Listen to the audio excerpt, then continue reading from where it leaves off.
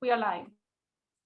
Good evening and welcome to the meeting of the Exam School Admissions Task Force. Because this is a remote session, I will ask Ms. Parvex to call the roll. Thank you, Ms. Condopasis. Mr. Acevedo, Present. Ms. Aguirre, Present. Mr. Chernow, Present. Mr. Kreger, Present. Dr. Freeman Wisdom, Ms. Grassa. Oh, she wasn't going to come. Sorry. Ms. Lam, Present. Ms. Nagasawa, Present. Ms. Garrett, Dr. Kang, Present. Ms. Wade, Present. Ms. Sullivan, Present. and Mr. Condopasis. Present. Thank you very much. We are pleased to be offering live simultaneous interpretation in Spanish, Haitian Creole, Cape Verdean, Portuguese, Cantonese, Mandarin, Vietnamese, Somali, Arabic, and American Sign Language. After I finish introducing the interpreters, we will activate the interpretation icon at the bottom of your screen. Click the icon to select your language preference.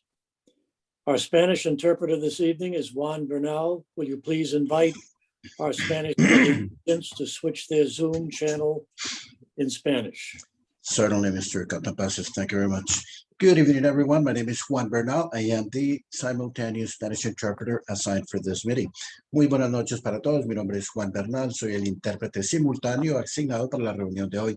Aquellas personas que se vayan a conectar al servicio de interpretación, busquen en la parte baja de la pantalla un globo redondo que parece el globo de la Tierra y apretan el idioma español para que puedan escuchar la interpretación en español. Aquellas personas que dispongan de un celular, buscan los 3 puntos en la parte superior derecha de su teléfono celular y apretan la opción para español que dice interpretación o interpretation. Thank you very much, Mr. Condopasis. Next interpreter may proceed. Thank you. Our Portuguese interpreter is Christian Leitner. Will you please give Zoom instructions in Portuguese? Yes, sir. Good evening. Boa noite. Se você precisa para essa reunião ouvir interpretação em português brasileiro simultaneamente, na parte inferior, quando for ativado, vai haver um globo. Você clica ali e procura a língua português para interpretação. Se você estiver ouvindo essa reunião no celular, na parte superior direita, você vai ver 3 pontinhos. Você pode clicar ali e procurar interpretação e o canal português. Obrigada. Thank you. Our Cape Verdean interpreter is Josanne Lopes. Will you please give the Zoom instructions in Cape Verdean? Thank you, Mr. Condopasis. Good evening, everyone. Boa tarde, meu nome é Josiane, seleciono os intérpretes para a reunião. Eu tenho acesso à interpretação simultânea, nos clica no ícone de globo na parte inferior do nosso ecrã e seleciona Cabo Verdeano. Se você tem telemóvel, clica naquele 3 pontinhos. Obrigada. Thank you. Thank you. Our Vietnamese interpreter is Wen Tru. Will you please give the Zoom instructions in Vietnamese? Yeah, good afternoon. My name is Duyên. I'm Vietnamese interpreter for the meeting tonight. Xin chào các anh chị. Duyên sẽ là thông dịch cho anh chị vào buổi tối hôm nay. Xin anh chị chọn quả cầu và chọn ngôn ngữ tiếng Việt thì Duyên sẽ cung cấp thông dịch liên tục cho các anh chị. Thank you. Thank you. Our Cantonese interpreter is Anna Say. Will you please give the Zoom instructions in Cantonese? Thank you, Mr. Condopasis, and good evening, everyone. 大家好，我係你今晚嘅廣東話同步翻譯。如果你見到個地球儀嘅時候咧，你撳落去揀 Chinese 就會成功進入咗廣東話嘅翻譯頻道噶啦。如果你用手機嘅話咧，咁你就撳嗰點，再撳落去揀更多，再選擇 Chinese 就會成功進入咗廣東話嘅翻譯頻道噶啦。多謝大家 ，Thank you so much. Thank you. Our Mandarin interpreter is Terry Yin. Will you please give the Zoom instructions in Mandarin? Thank you. 大家好，我叫 Terry， 我是你们的普通话翻译。待会呢，你在屏幕下方就可以看到一个地球仪的图标，点这个地球仪的图标，选择 Mandarin， 你就可以进入到普通话的频道了。如果你是用手机或者是 iPad 上的话呢，你可以在屏幕下方点3个点，再选择语言的选项，你也可以选到这个 Mandarin， 也可以听到国语的翻译。好，谢谢大家 ，Thank you. Thank you. Our Haitian Creole interpreter is Sergio Saint Hilaire. Please give the Zoom instructions in Haitian Creole. Good evening.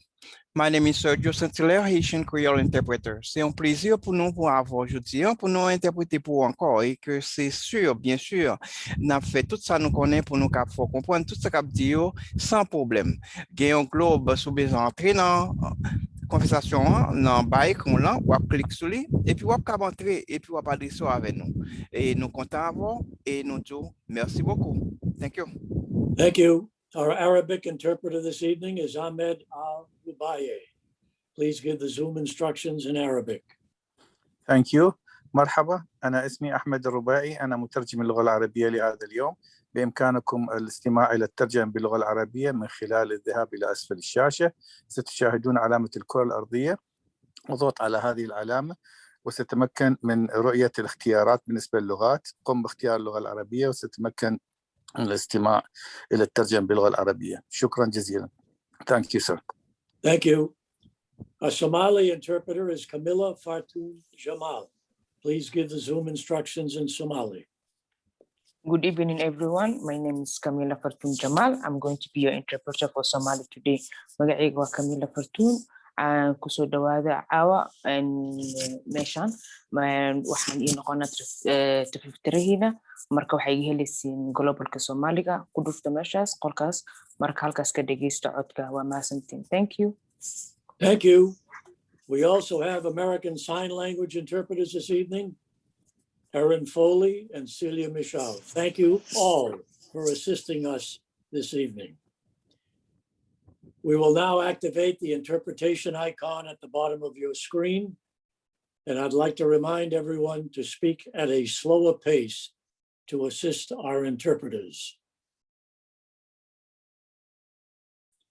We'll move on now to the approval of the minutes from the May 28th, 2021 Task Force meeting. At this time, I would like to entertain a motion to approve the minutes as presented. May I have a motion, please? I move. May I have a second? Second. Is there any discussion or objection to the motion? Ms. Parvex, will you please call the roll? Thank you, Mr. Condom passes. Mr. Acevedo, Aye. Ms. Aguirre, Aye. Mr. Chernow, Aye. Mr. Kreger, Aye. Dr. Freeman Wisdom, Ms. Lam, Aye. Ms. Nagasawa, Aye. Ms. Garrett, Aye. Dr. Tang, Aye. Ms. Wade, Aye. Ms. Sullivan, Abstain. and Mr. Condom passes. Aye. Thank you. Thank you, Ms. Parvex. Item number 4 on tonight's agenda is a discussion of simulations and other possible criteria and mechanisms for admission. Ms. Hogan, I believe you have a set of slides for us to review. Good evening, everyone. Let me pull up the right window.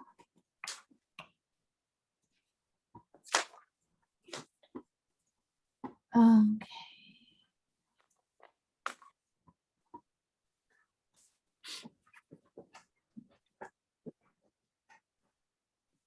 So we have a few follow-up items this evening from Tuesday. There were some questions around, I'm gonna go back. On Tuesday, we talked about 3 additional options for census tract variables.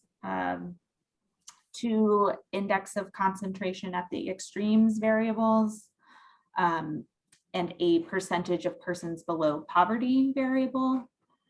So we looked at that data mapped across the city, and there were a few questions. What I heard from the conversation on Tuesday and the conversation last week is that there is some consensus around 8 tiers if we were to move forward with tiers. And the idea of sizing tiers proportionally to children in grades 5 through 8. I also heard a desire to make sure the tiers were a little more even across in terms of the number of children within them. So we've made a few revisions and have 4 things to look at today. We have option 1 is going to be sort of a consistent baseline for your own comparison, which will be consistent with the Chicago model in terms of the variables. So remember, those are educational attainment, median household income, owner-occupied households, households where a language other than English is spoken, and families headed by a single parent. So, Ms. Hogan, this is Ms. Sullivan. Can we just step back for one moment? I just want to make sure before you share the simulations, can I just get a better understanding of the rationale for removing the percent of households where a language other than English is spoken? Those were comments made last week around the way the variable is scaled. And if a high percentage or a low percentage of households where a language other than English is spoken should be considered high or low need. Okay, so I do remember that conversation, and I just want to make sure that we're clear on what the question was at the time. There in that it is, and the reason I asked that is because I do not at any point remember there being a request to remove the percent of households where a language other than English is spoken. I actually thought that there was a belief that that is actually an important factor, an important variable. The question being how it was, how it shows up with respect to the tiers, right? So for example, just as an example, on the maps that you shared last week, it was not clear. The impact of that percentage was not clear. And so my recollection is that was the question versus a request to have it removed. I could be wrong. If there's someone who's on the line, did someone on the task force want it removed? I don't think there was an explicit request to remove it, but the rationale for presenting the options in this way is to show what the impact of the inclusion of that variable is on the overall tiers. So. Okay, it sounds like perhaps it might not have been clear. That's a pretty big deal to remove that particular factor, given one of our hopes is that we will be able to continue to see diversity among students whose home language may not be English or who they themselves may be ELs. So that's a pretty big deal to me. If we're thinking that it's going to be removed. But I don't know, Dr. Tung, did you have something? I saw your hand raised. I don't know, it went back down. I keep raising it and taking it down because it's such a complicated topic in the sense that I never think of bilingualism as being a deficit. Right. And so I totally agree with what you said about inclusion. And I know that there are families where a language other than English is spoken at home is a measure of, well, in every family, it's a measure of capital, right? So I don't know. So I just raised that because I can't tell in a list whether it's seen as something that is measured for, you know, how it's added into the tiers, how the variables used for the tier calculations. Okay, we can go deeper into this and happy to look at the simulations, but I do want to be very clear that I am concerned. I actually see that factor as one that can help us as it relates to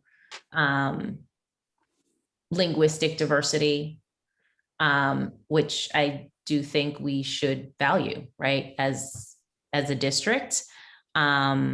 So I just want to flag it. Happy to look at the simulations. It just was a big flag for me. Ms. Aguirre? Yes, I agree that being bilingual is an asset. I think that also reflects that our families that have English as a second language, but are at least some members of the family, they are not proficient in English. So they're actually not bilingual. The family could be, but not all the members. And that represents a barrier in accessing information and resources. And I think that that's also something that we should be taking into account. Agreed. Agreed. So again, happy to look at the simulations. I'm just very concerned about removing, if we're looking at tiers, I'm very concerned about not having some sort of factor that allows us to understand or get a general sense of that. I think that was my misinterpretation of the conversation. But I do want to be clear that none of this is final.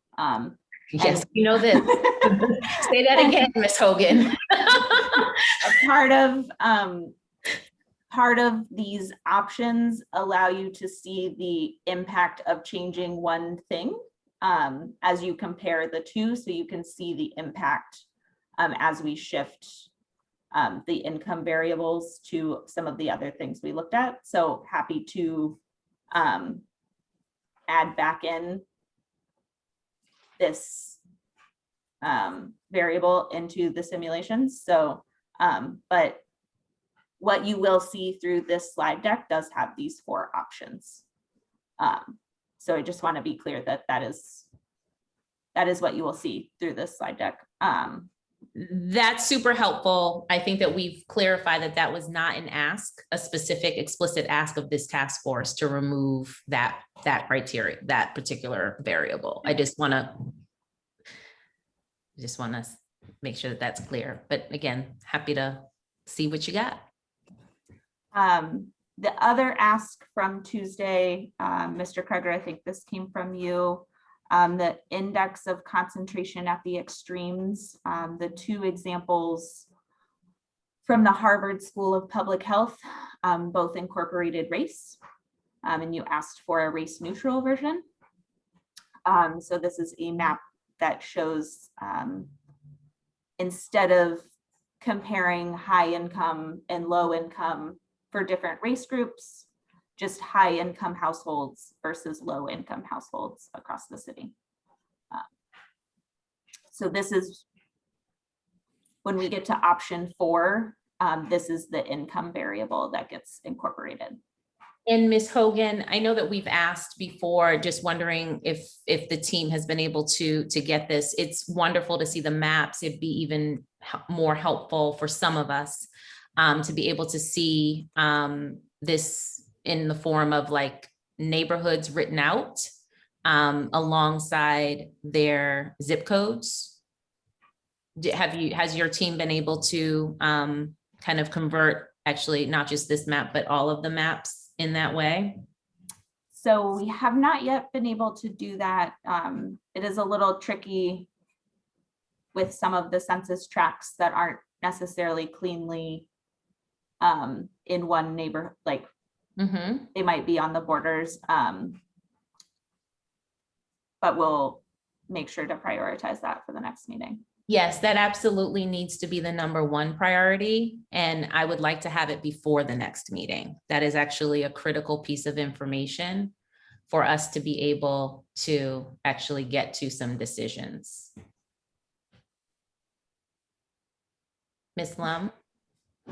I just want to say that I don't think there's an expectation, at least on my part, that these tiers would fit neatly into neighborhoods. I think it's actually really informative to see how the tiers might overlap between neighborhoods, especially with regards to some of these percentages or criteria we're weighing. Agreed. Thank you. All right. So, okay, great. Thank you.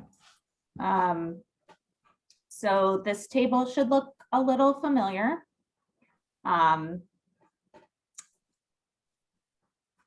It shows for each tier option the number of tracks within each tier, the number of school-age children, which this is the grades 5 through 8, according to the American Community Survey, as well as from that school year 2021 applicant pool, the number of applicants, as well as the number of invitees from that year.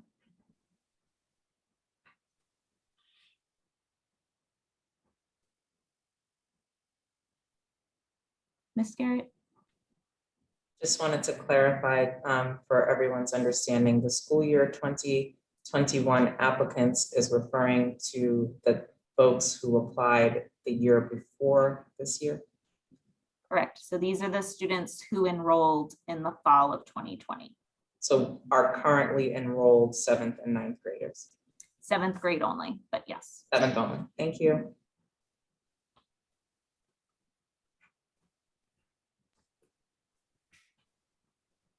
And tier 1 is a higher need, tier 8 is a lower need. Correct.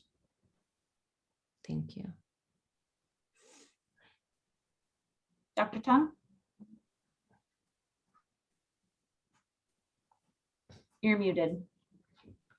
Are the variables calculated on all of the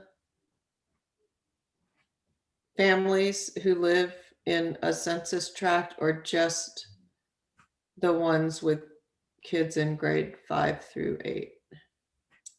The way the census reports the data, it's for all either households or families, whatever the metric is. So the only portion that the census is reporting by that grades 5 to 8 is the number of school-age children. And what could you, I'm sorry, could you go back? What is the index? Use of index instead of median household income? That is this index of concentration at the extremes. This is some of what we looked at on Tuesday, but it takes the number of households deemed to be high income or the top quintile, so over $100,000. And it subtracts the number of households deemed to be in the bottom quintile, which is under $25,000. Then it divides by the total number of households. Got it. Okay. I just wanted to make sure I understood which index we were referring to. Yep. Thank you.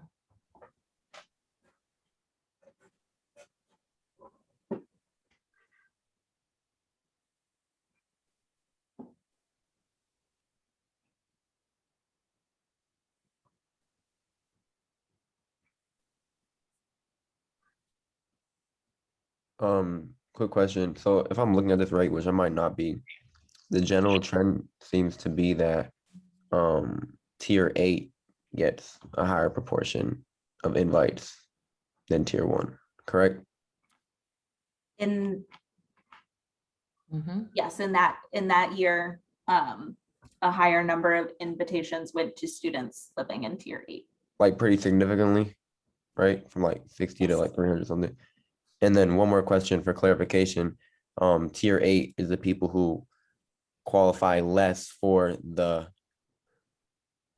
who like they don't fit into the categories that we just looked at before, if that makes sense. On average, they have higher income, Right. higher rates of owner occupied households, lower rates of single parent households, higher rates of educational attainment. Okay, then these data really show the more privileged, the more likely you are to be invited.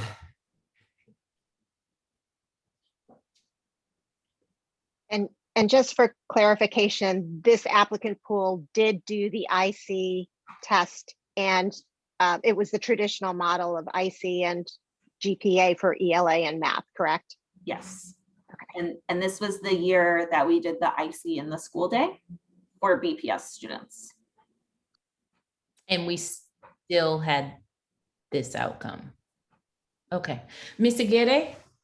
Yeah, I was also wondering, I mean, how come that there's such disparity between the percentage of invitees and applicants for each tier? I mean, do we have an explanation about this? I don't have an explanation. It is, I think, consistent with a lot of the other data that we've seen around exam school invitations.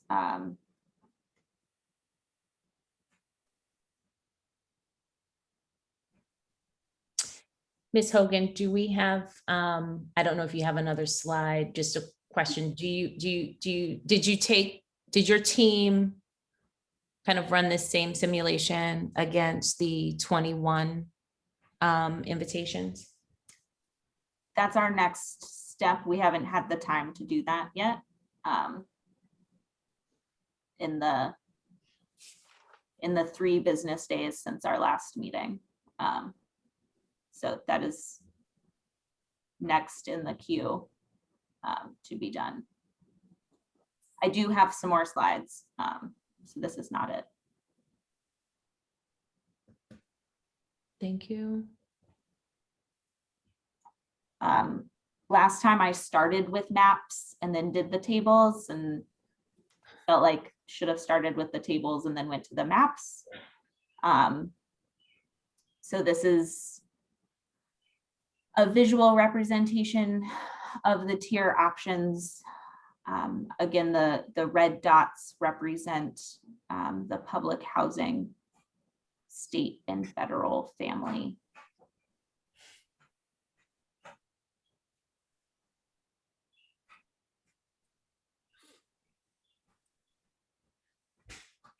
There are shifts that you see. So on the next slide, we'll see the next options 3 and 4 as well. And in particular, you see some shifts up here in Charlestown, as well as some shifts in Alston, Brighton, and then a few other tiers throughout the city shifting as well. Ms. Lund?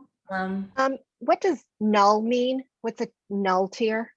That means that there was not enough data reported from the census for the data variables used in order to calculate a tier for that census tract. So it's like the Boston Harbor with the Harbor Islands. There's this tier right along the river. So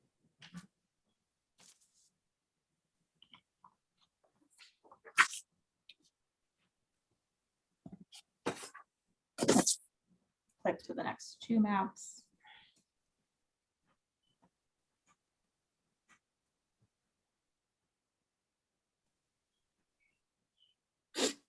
So Ms. Hogan, this is fantastic, super, super helpful. I'm going to reiterate the request from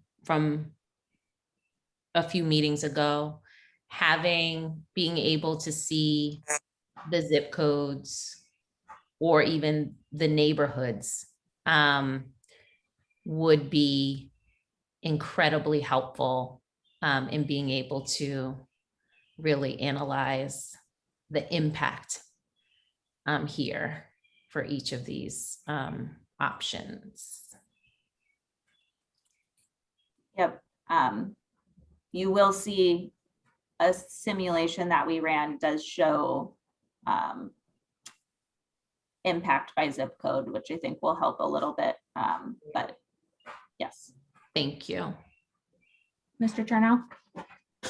Yes, 2 questions. One, what does MHHI stand for? Median household income.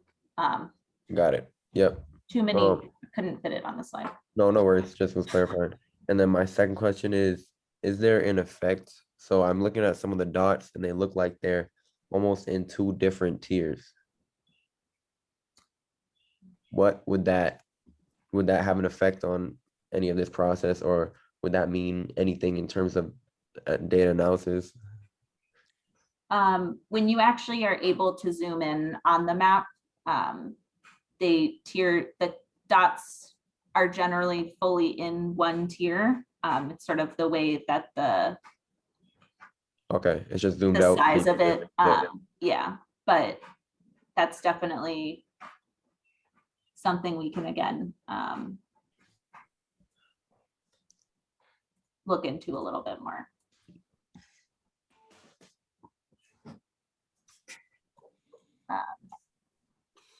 So the simulations that we ran using these tier options, there are some assumptions and limitations to the simulations. Assuming you have 1,000 invitations to distribute,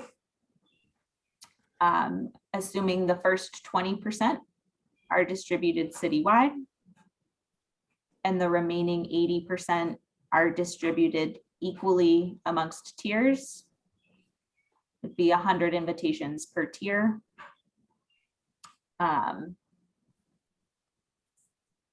We looked at, this is again the 7th grade applicants to enroll in fall of 2020. This is the data set we're using. We calculated the GPA using fall grades only. Again, a assumption that has not been decided upon. And then we used 50% of that GPA and 50% of the IC score. Considerations to keep in mind. The simulation does not incorporate school preference. There would be an outstanding decision on which terms of grades to use in a GPA. There's an outstanding decision on the use of an assessment. There have been conversations about if there should be an eligibility threshold.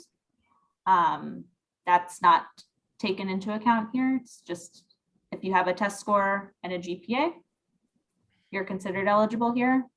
And in this data set, we are missing census tract data for students outside of Boston, which is 16 students. So that's not included. Ms. Hogan, I just want to make sure that I'm clear. So this is based on applicants. This is not based on those who may have qualified. So this is based on those who took an affirmative step themselves. Yeah, in this particular year, taking the IC was that affirmative step to being an applicant. And in this year, every BPS student took the IC. Correct. Okay, so this is reflective of, so at a minimum, it's reflective of every BPS 6th grader. Yes. Okay. So there's going to be 3 slides. They're going to look pretty similar in terms of what's in the table. So this slide shows by economic status. So in this particular year, what actually happened that year, this school year 2021 actual. I included the simulations that we did last fall in October of 2020 for the interim policy. Mhm. Included the actual results from the interim policy, both overall for all 7th graders, as well as the 20% and the 80%. And then in these simulations, the 20% here citywide, and then each of the tier options, what that 80% looks like across using those 4 different tier options. Ms. Lum, I see your hand up. This is for clarification, also based on the submission by one of the testimonials we received today. How is economically disadvantaged and non-economically disadvantaged determined? There was an impression that this was based on individual student family data, but I understand we don't have necessarily easy access to that data. So can you explain a little bit about how you tiered these groups? So we get economically disadvantaged status from BPS students, for BPS students, sorry, from the Department of Elementary and Secondary Education and the Executive Office of Health and Human Services. Once students enroll, that's when we get that information. So there is a limitation to this data in that if a student applies but never enrolls with us, we won't have a confirmation one way or the other. But once students do enroll with us, we are able to get that information. And that includes students who may have never attended BPS and are enrolling now in the exam school and in BPS for the first time? Yeah, so once they're enrolled in BPS, then we would have access to that information. Mr. Kreger. Thank you. Monica, if you could just walk us through what's happening on this slide a little bit more, because I see that the first column is based on the school year that's happening right now, right? The invitees for the school year that's happening right now. The second column for comparison, and then the 3 next columns are all for invitees for this coming fall. And then who's included in the simulations that comprise the remainder of this chart? So it is I'm going to go back to these 7th grade applicants for school year 2021. So it's the people that we see at the end of the chart are also the ones in the first column. Correct. And is there a slide that would enable us to see? Yeah. I guess my question is, based on these simulations, would we be able to see what the breakdown between economically disadvantaged and non-economically disadvantaged would be using this 4-tier option? Or is that what's accomplished by the October 2020 simulation?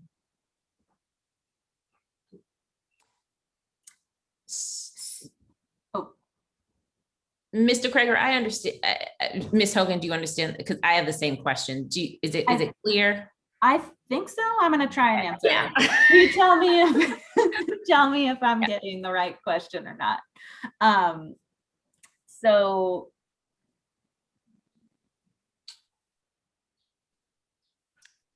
I think what you're asking is if there's a column that says the overall breakdown under this simulation. Yep. Yes. That is not present here. mainly due to space constraints on the slide.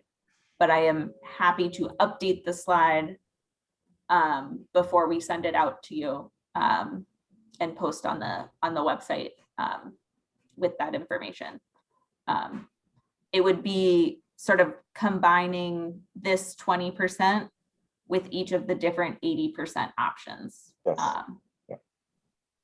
So just to follow up on that, so are you saying that in the simulations under the 20%, that it breaks down where 80%, that within the 20% bucket, 80% of those students are non-economically disadvantaged? Based on this set of applicants, yes. Oh. And again, based on the combination of their GPA and their IC test score. So the 20% yields us 80% of the students within the 20% category would be non-economically disadvantaged. Under this simulation. Under this simulation. And this is using just grades and an assessment. Specifically the IC, yes. Specifically the IC. Okay, and then on the, and so truly this is showing, I thought that so truly this is showing that for option 1, for example, within the 80%,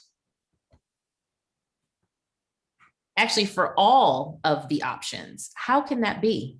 I don't understand how that is, because if I'm understanding what you're saying, the 80% using the tiers that using the 80% that in option 1, 53% of the students would come from what we describe as economically disadvantaged backgrounds, and 46% would come from non-economically disadvantaged backgrounds. Correct, because once you have all of the students in the tier, then we rank based off of their GPA and assessment combined to determine the top 100 students in each tier that would get an invitation. How did you allocate this? How did you allocate how did you do the rounds? Did you do, so I heard you say you have 100 seats per round. Did you allocate all 100 seats first? So if you're at tier 1, all 100 seats get allocated at the same time? Or did you, in the simulation, did you break it down like we did, for the interim policy, 10% of the seats, 10 rounds? So because this simulation doesn't take into account student preference, it's just showing you the top 100 students within each tier. So I did not make a decision in terms of how many rounds to do and in what order to do them, because that decision impacts which particular school the student would get invited to. And this is just looking at overall 1,000 students getting invited, which is the same way that we did the simulations back in October. Okay, great. Thank you. Ms. Garrett? Thanks. Just getting a little bit more clarity as we dig into this chart. So piggybacking on the 2080 for the 20%, am I reading it correctly that this year, though, with the current one-year policy, it's 30/70? Is that a correct comparison to the two? Yes. Okay. And am I also reading it correctly that with any of these 4 simulations, with any of these 4 options for how the tiers are measured, they all would result in a higher percentage of economically disadvantaged students in the accepted or invited exam school pool than even our current one-year policy? Is that Am I reading that correctly? Yes. Okay. And my last question is going back to Ms. Sullivan's concern around the removal of English not being the primary language spoken at home. Is option 1 the only one with that criteria included? Was it removed from all 3, 2, 3, and 4, or just removed from option 2? It was removed from options 2, 3, and 4. Okay, so I will anticipate Ms. Sullivan's question, and I will reiterate it, that would love to see it put back for those. I just share that same concern that it was removed. I would love to see it put back with the other options still there. So just, it's helpful to see the median income as compared to the other, but I don't want to see it with the English as a second language removed. Does that make sense? Yep. Thank you. Ms. Tung? Or Dr. Tung, my apologies.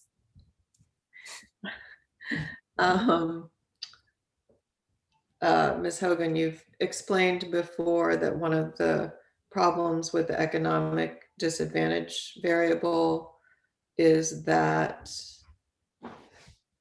families who are undocumented might be undercounted.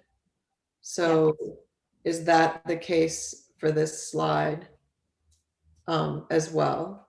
That's It's the same data point here. So if they are not included, it's the same data point, correct? Okay. So if the student is not, the student's family is not participating in some sort of state program, they would not be included as economically disadvantaged. And then my second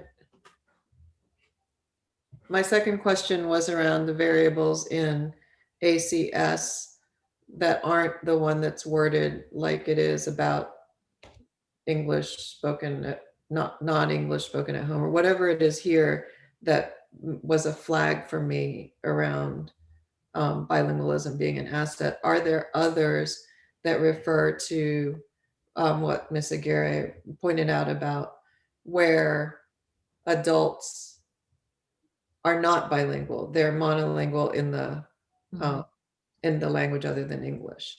Are there other language related variables that we could use? There are, I don't know off the top of my head what they all are, but we can definitely look at what list is available. Thank you.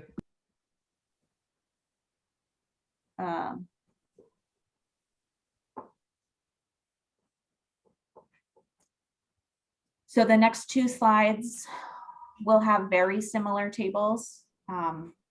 One is by zip code, one is by race, but all of the columns will be the same with the same colors. There'll just be more rows. Zip code one is next.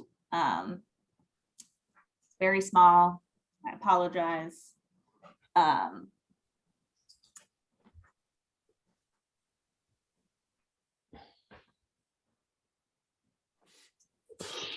We'll say we see similar patterns between the 20% from this last year and the 20% in the simulations. And similar percentages by zip code. I do want to highlight a neighborhood we've heard quite a bit about in public comment is Chinatown. And under these tier options in the 80%, they get close to 2% of the invitations as opposed to only 0.8 from the interim policy. So I think this demonstrates some of the some of your question earlier, Ms. Sullivan, around tiers and neighborhoods, but doesn't quite answer the same question. So it does, super helpful. It also, I think, under this tier policy, we also see increases in West Roxbury, which is another neighborhood that we've heard a lot from, and Jamaica Plain, with, of course, correlating reductions in other neighborhoods.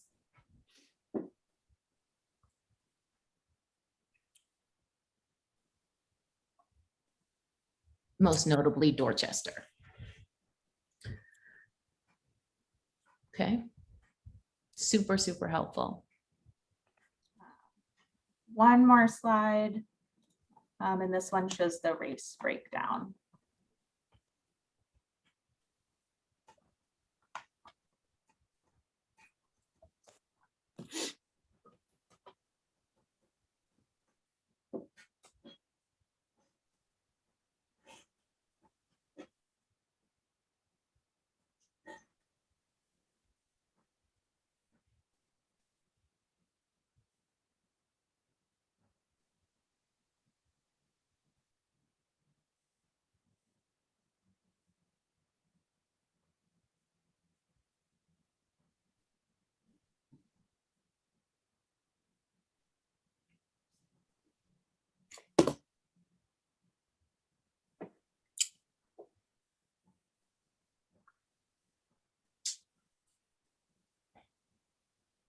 Mr. Acevedo?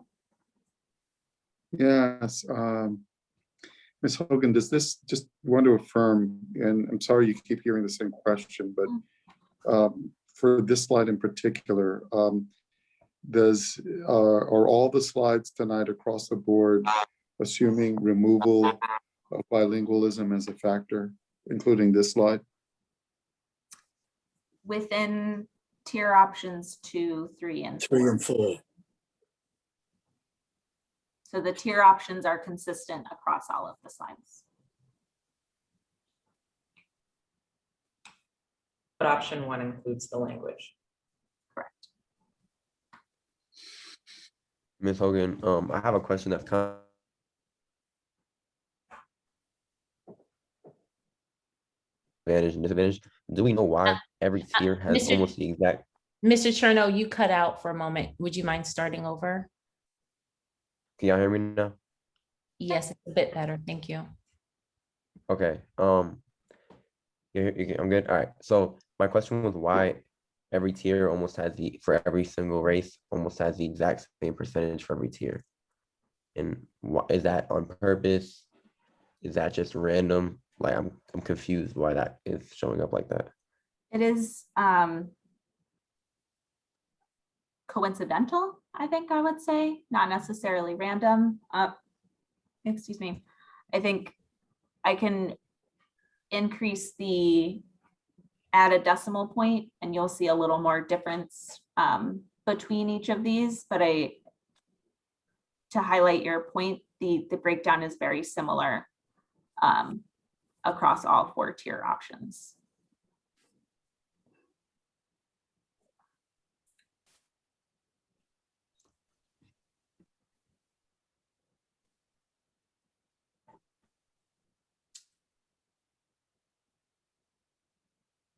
Mr. Kreger, did you have your hand up?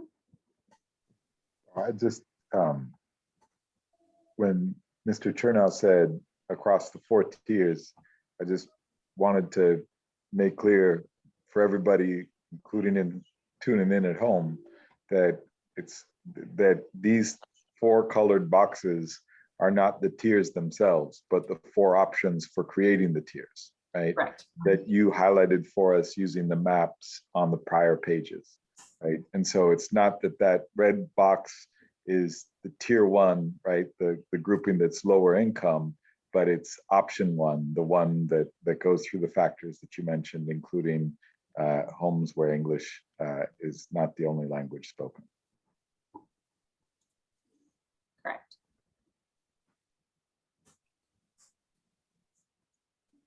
Thank you for that, Mr. Kreger. Also, just Ms. Hogan, it would be very helpful to, I don't know if someone's able to do it quickly, if someone might be able to do it in the next, while we're in the meeting, would be very helpful to see the simulations with across all of these reiterating Mr. Kreger's question as it relates to economically disadvantaged versus non-economically disadvantaged, the aggregate numbers would be super, super helpful. The aggregate numbers of students instead of percentages, is that? No, No, like, go ahead. yeah, like Monica, for that red box, option 1. Yep. Okay, like, if you could put, for example, a little mini column next to that one that shows us what the overall effect would be when you combine the top 20% with the students who are there in option 1, right? Yep. And I can happy to see how far I can get before this meeting is over. That would be very helpful, because I just want to make sure that that would be very helpful, because when just looking at the numbers in this way, someone might walk away thinking that the tiered system creates a less racially and ethnically diverse student population. And so I just want to make sure that that's not, I don't think that's the case, but I just want to make sure that we can all, being fully transparent, we can all see the numbers, all see the data. Dr. Tung? This today is now at least the 3rd time we've seen how allocating 20% citywide contributes to inequity. So I would like to see simulations as well.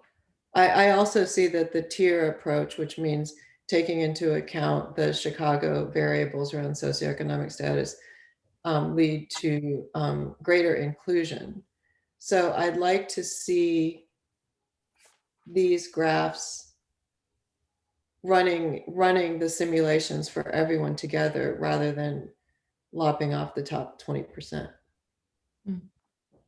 I don't think we should be talking about 2080 anymore, given the data that we've seen in multiple formats.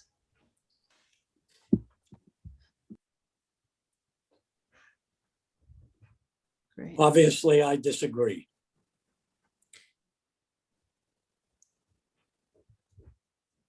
I think seeing the data would be helpful. We want to be Sure, transparent. I'm happy to look at the data. Yeah. But again, that 20% reflects students who may have played by the rules and recognizes their overall achievement. So Mr. Condom Passes, I have to respond to that. I'm sure you do. Because I mean, because what you're saying, in a sense, is that the brightest students in the city are overwhelmingly white and wealthy. And I don't think that's what you're intending to say. No, I'm not intending to say that. I'm intending to say that somewhere in this process, we have totally disregarded any level of achievement. And that's if you do not identify students who have played by the rules, have worked hard, the data is what it is. And so you are saying that you believe that as this is presented, that the brightest, most worthy students in the city of Boston are overwhelmingly white. That's not what I said. Families. Because that's what the data, I'm just saying, I'm speaking to the data. I'm not speaking to opinion. I'm just looking at the data that's being presented I to have said that in order to recognize the achievements of students across all ethnicities and races, we have made the decision, or we're trying to make the decision, that any semblance of achievement doesn't count anymore. Mr. Chernow. So before we go there, Ms. Hogan, Dr. Tung has made a request. We'd like to see and would like to see the data 100% across the tiers. Mr. Chernow. Just continuing that conversation, I think looking at the 20%, it's hard to just speak to achievement without speaking to the context of the city of Boston and the context of structural racism that we live in. And looking at that top 20%, like Ms. Sullivan said, it speaks that the white students are quote unquote the most bright, when really the quote unquote most privileged, which is what is shown by the 20% majority or almost majority being both white and both economically advantaged, or not y'all know what I mean. Anyways, I just wanted to add to that and say that I think you have to look at the context of our city, and just speaking to achievement doesn't say anything at all when you look at the way that the world works, the way that the United States works, the way that Boston, Massachusetts works. Dr. Tung, you're next.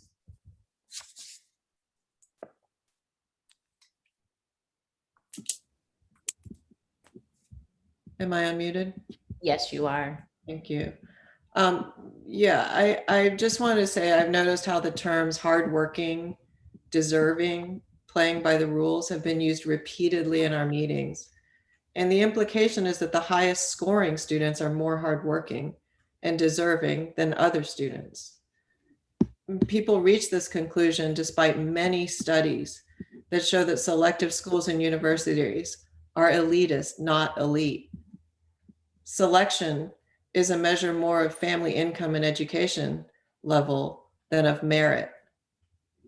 The implication is also that there are 10 to 12-year-olds who are not hardworking, not deserving, not playing by the rules enough. How can that be? Is that a question for me? No, it's just Okay, how I feel. okay.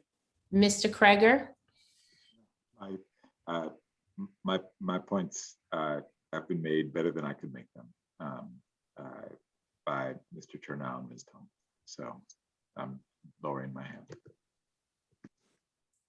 Ms. Lum?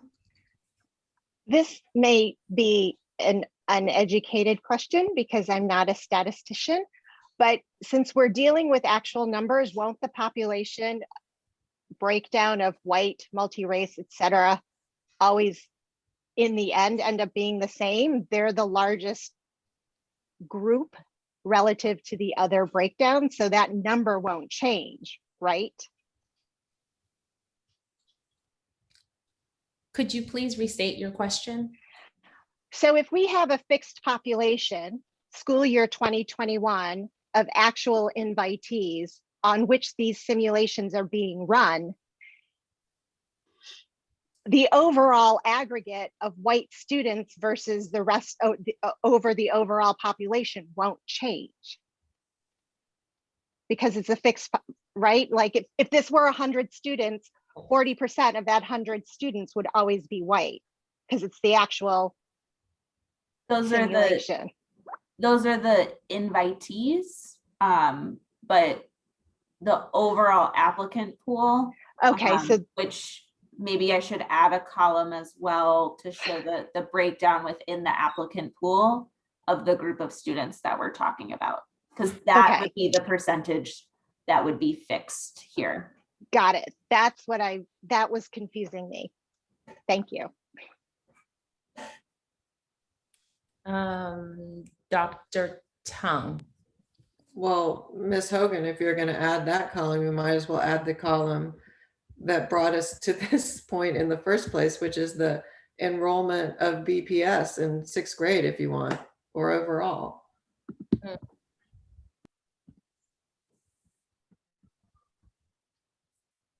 Super helpful. Okay. That is my last slide. I was like, do we have another slide? No, so that is it. I will stop screen sharing for tonight. Ms. Scarrett?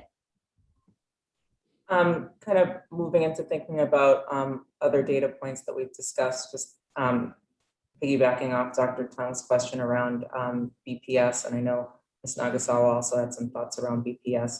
I just wanted us to think about the fact that BPS itself is a very diverse community around privilege and background as well, and that I would caution around using BPS as a universal proxy for what's, what we're trying to achieve in terms of a more diverse population, because there are some schools in BPS that contribute significantly to exam school invites that may not be as reflective of the city as a whole. And there are also many charter schools that serve students of similar high need who would be disadvantaged if we solely thought about students as BPS or non-BPS. So I would just ask us to potentially think about some other lenses as we also think about that piece, as I agree that the schools folks attend have great bearing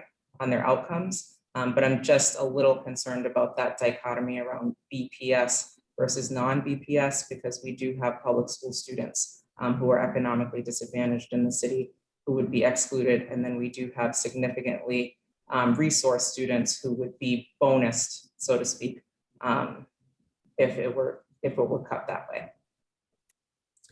Dr. Tung?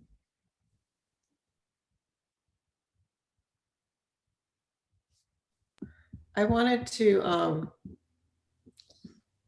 so what Ms. Hogan just showed us tells us that when you use socioeconomic variables by census tract, that you do improve representation across multiple variables. That's like, to me, the top line from those tables. And I've been struggling with understanding over the past few weeks the Ms. Sullivan's call for neighborhood diversity and how tiers, I think I'm coming to the conclusion that when you lump census tracts together into tiers, you have the possibility of losing neighborhood diversity, because you could have 10 census tracts in a tier, but the kids who end up getting invites all come from one or two of the census tracts within that tier. And so, I've been thinking about, well, how do we use a geographic option which guarantees neighborhood diversity where SES tiers do not?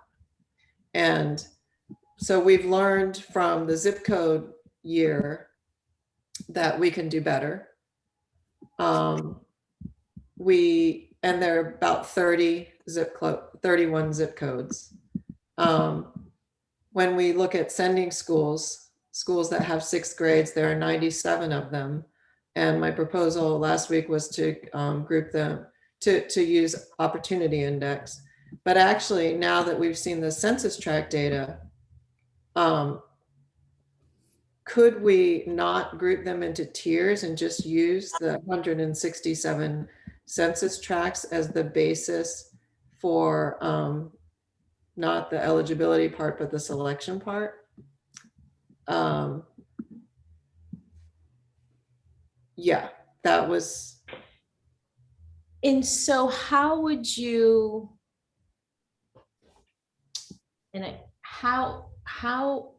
so if we were to use census tracts, then it would essentially, how would we also, or how could we also,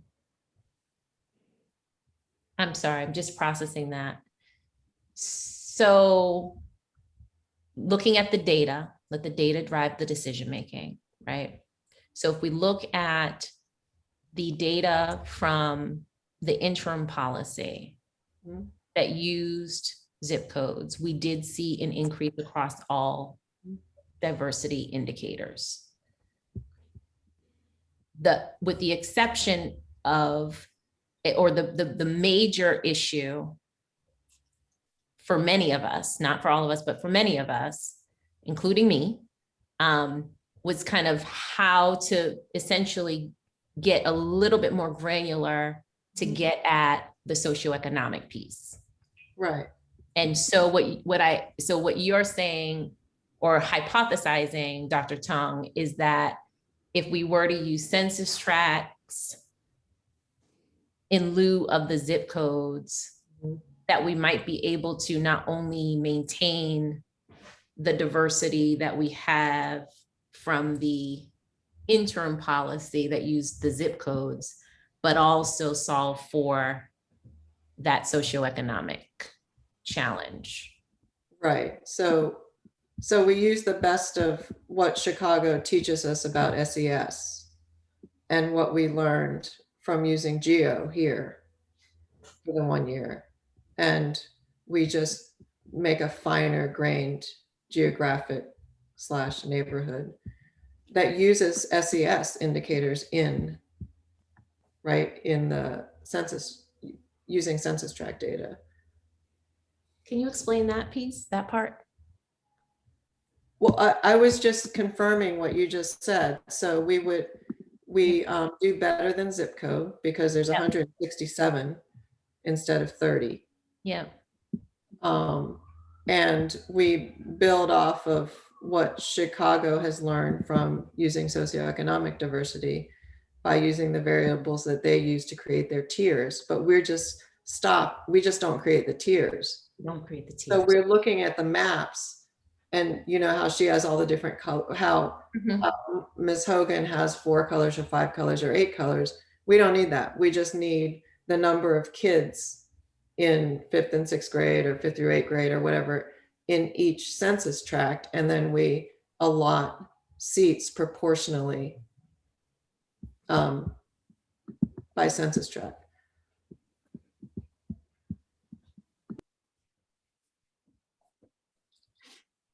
Thank you. Ms. Guerre? Yeah, I mean, I see the idea and the potential, but I wonder, and that's probably a question for Ms. Hogan and her team, by multiplying the number of buckets by 4, I mean, honestly, is that really manageable? I mean, are we just gonna make it too complicated? And I worry that it's gonna be just much more detail, but is that gonna be too much? And I kind of worry that it may be too much, because some census tract may end up with 1 seat or no seats, maybe, I don't know. And also, I mean, would you mind, because I missed some of the last couple of meetings, would you mind to elaborate a little bit more? What do you mean by the neighborhood diversity? Because I'm not really sure that I understood it. I can take that. With our interim policy, Ms. Aguirre, you'll recall, we were able to, so let me actually back up even further. The data, we let the data drive, or at least for me, data drives decision-making, right? Data pre-pandemic showed that we had within our exam schools disproportionate representation from some neighborhoods, most notably West Roxbury, quite frankly, in comparison to some other neighborhoods in the city, for example, Dorchester 02124. Okay, disproportionate representation within our exam schools across neighborhoods. That's data that we could see. With our interim policy, there was an attempt, you'll recall, to bring about greater balance and fairness and equity, quite frankly, across neighborhoods. That's why we went with why we used the proportionality data when it came to the number of seats.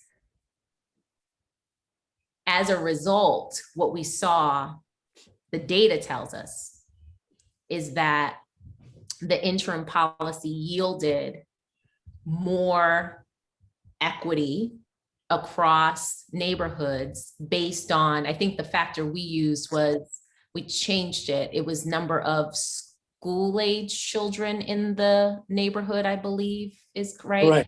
Right, yep.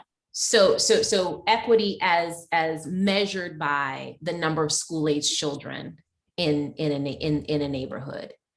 And what that in effect did was create, we have, by again looking at the data of the invitations, we have more students from different neighborhoods across the city being invited to the exam schools. For me, that's a win.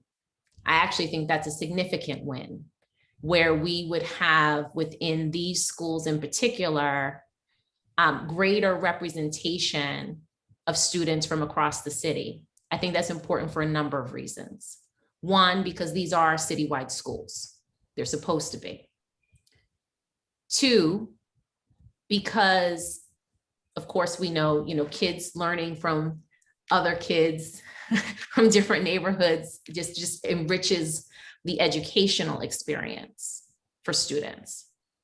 But third, just to be very frank about it, for our city, Boston, a city that has really struggled with, what I'd call some, neighborhood tribalism in some respects, really being intentional about ensuring that students who are at these particular schools, we want this for all schools, but these particular schools in particular, because this is our task, that we are being intentional about trying to break down at a very early, we're talking about 7th graders. We're talking about, they're still so young, breaking down some of those neighborhood silos so that we can perhaps, that can perhaps have a positive impact on our city writ large, recognizing that many of our exam school alums choose to stay in the city or choose to stay in the general area.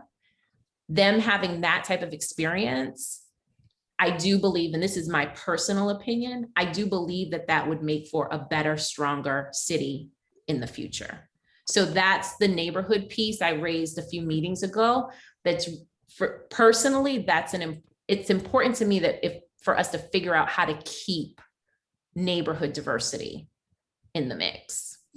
Okay, so basically, it's putting a name to one of our goals.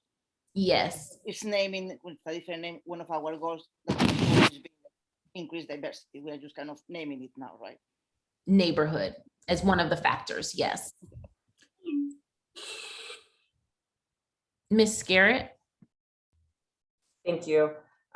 Just wanted to go back because I totally agree with Sullivan about the neighborhood diversity. I was heartened to see the simulation that Ms. Hogan included in the slides, though, that had the zip code breakdown. It does look like the tiers are preserving a high level of, or a pretty similar level of representation from what the zip codes achieved.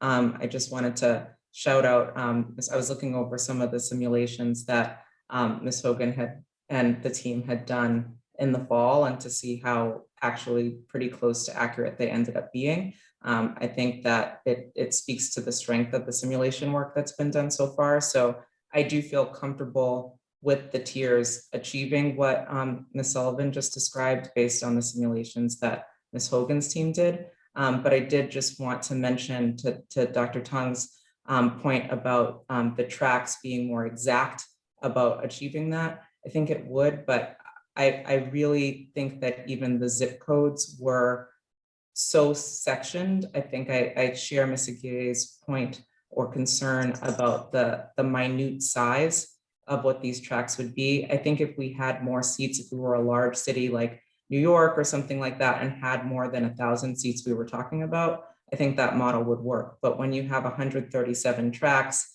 and you have like identical twins on one block who have the same academic achievement, they're going to be the twins from that block and no one else is going to have any spots. Like, I just think I worry about getting so small in terms of the pools that you're literally like boxing out your own neighbor for the one prize, which is what I liked about the larger tiers, because it gave more access while still creating the neighborhood diversity. Mr. Acevedo. It's like, so, pardon me, I joined the chorus of support for, sorry guys. So I joined it's what I get for being quiet for the last hour. So I joined the chorus of support for protecting, to use for want of a better word, the neighborhood diversity that we've achieved as a working group through the interim policy. I only see opportunities to deepen that with all of the simulations that we have seen. I think it's also important to note, and just Ms. Sullivan to pursue that mantra of following the data. Part of the data is that for whatever the policy reasons were behind it, we did achieve that, a marked increase in diversity and equity through our interim policy, just using zip codes, which I think we can perfect on, and see it's been demonstrated that we could, using the tiers or geocodes or whatever, see increases in socioeconomic diversity, and that's exciting. And what we did in the fall, we were able to do using the 2080 approach. So even using the 2080 approach, we still saw an across, a marked increase in the diversity. Only reason I'm saying that is that data is never, data doesn't just stand alone. Data is interpreted, and it's interpreted by incumbent policies. Now, one of the things I think it's important that we try to put our minds to with respect to what were we thinking back as a working group. I don't think any of us were thinking that it was important for us to protect privilege. I thought, I certainly don't believe that, and I don't think that that's what any of us sought to do.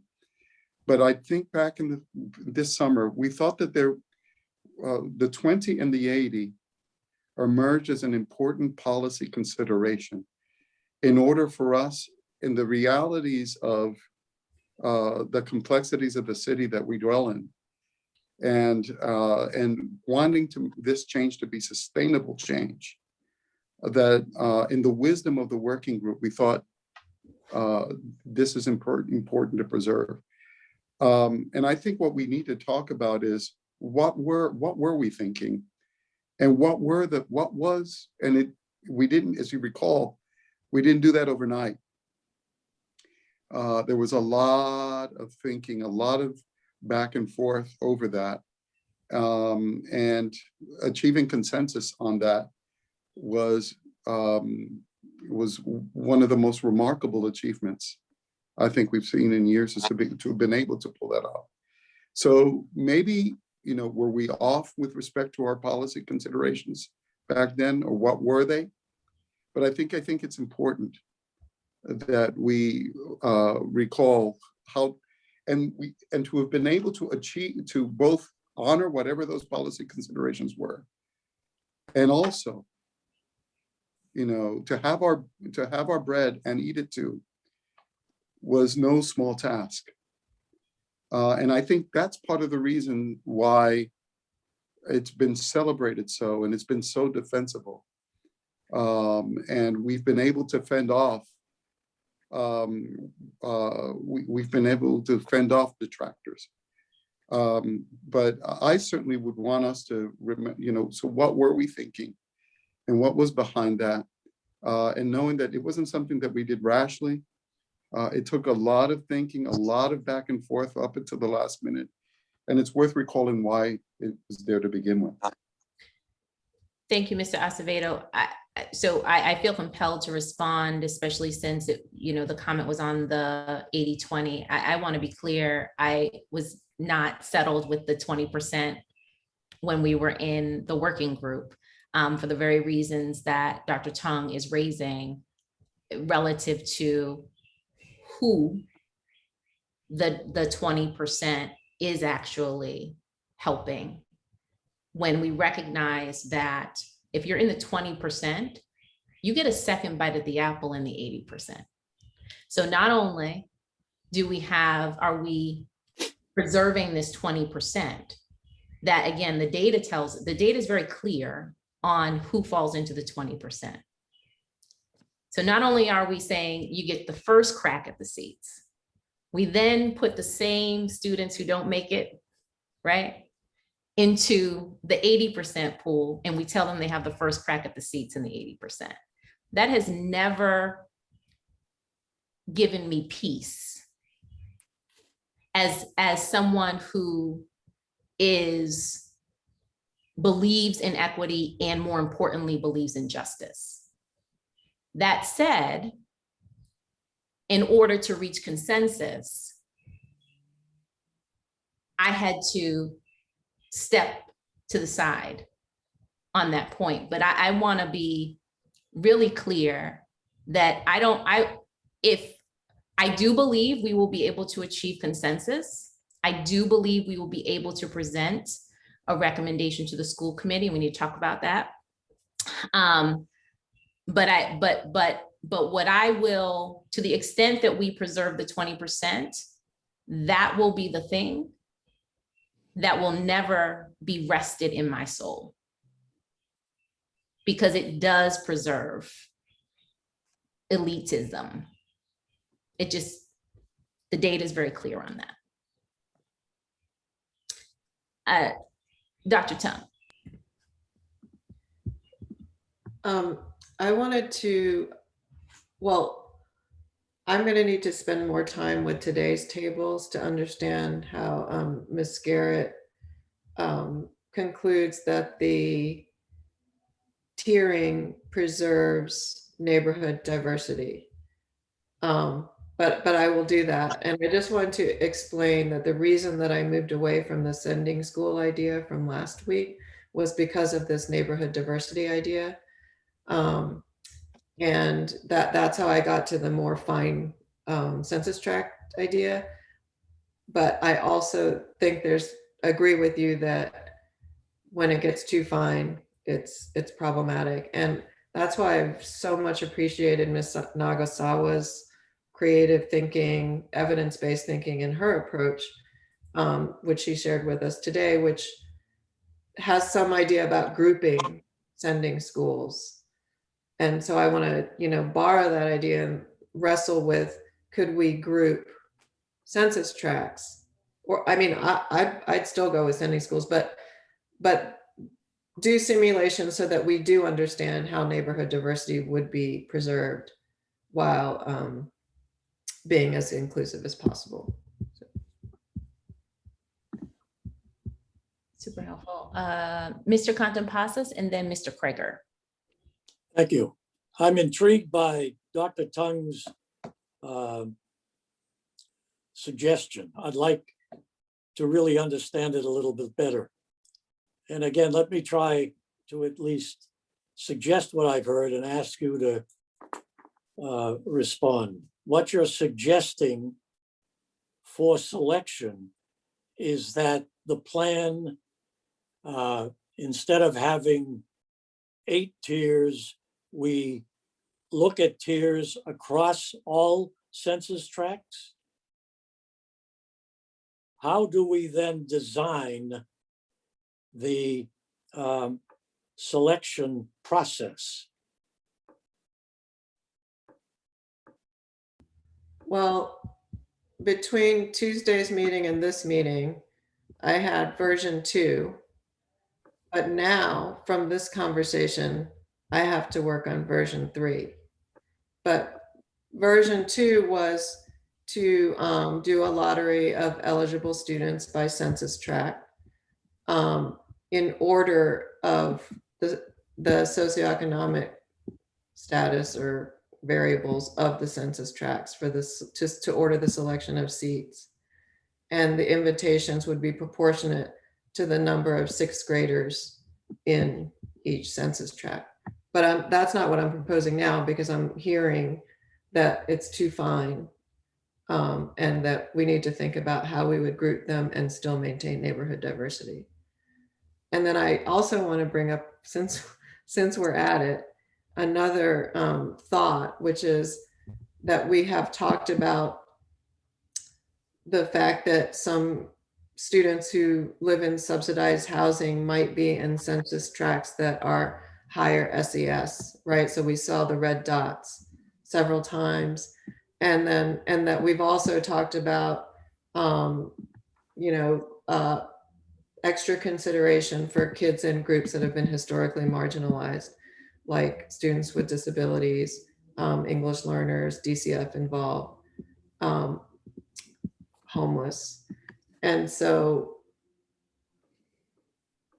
because my approach is lottery, I think somebody asked how we would do that. And so I'm thinking of borrowing from how Boston Public Schools uses weighted student funding, a weighted student formula, and also the idea from sports that basically, if you have one of those factors in your background, you basically get an additional chance in the lottery for each of the characteristics. I guess if I may ask a follow-up, what I'm asking is, how do you envision the selection process? What I heard you say, that somehow we would take the census tracts, and allocate seats of qualified applicants by tiers. And what I assume is that is a set number of tiers that you're talking about. So I'm not using tiers, because to me, when you group into 8 tiers, you have the potential of losing neighborhood diversity. So coming into this meeting, I was thinking just the 100 and whatever census tracts, the number of seats per census tract allocated according to, the 1,000 seats that we have.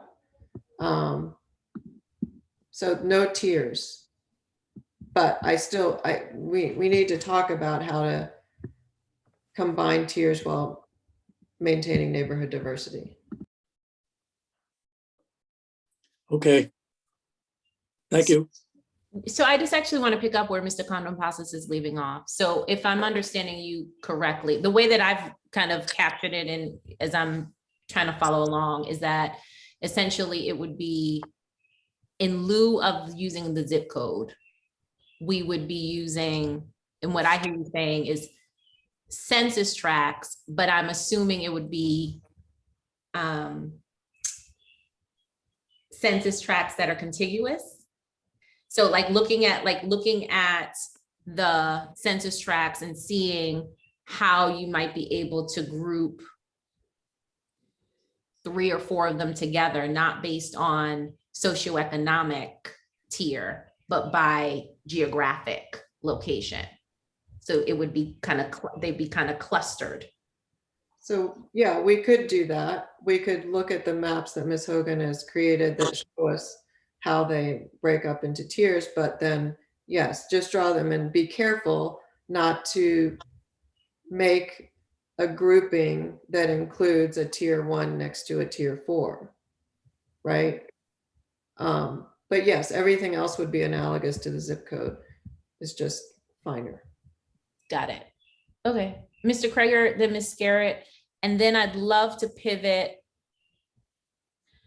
to talking a little bit about how we create the pool, our favorite topic.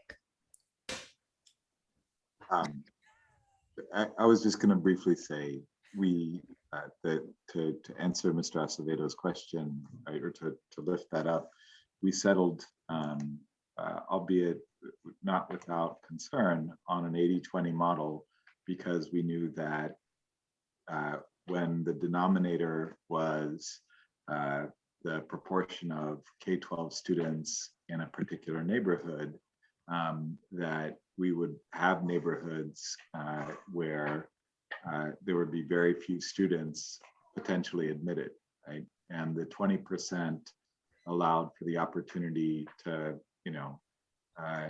to help correct, so to speak, that that really harsh cut in one of these smaller proportion neighborhoods.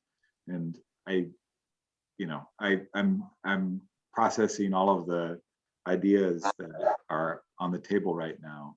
But I would note that if we were to use a tiered model, for example, that the groupings would be big again, to Ms. Garrett's point, and it may obviate the need for an 80-20 split.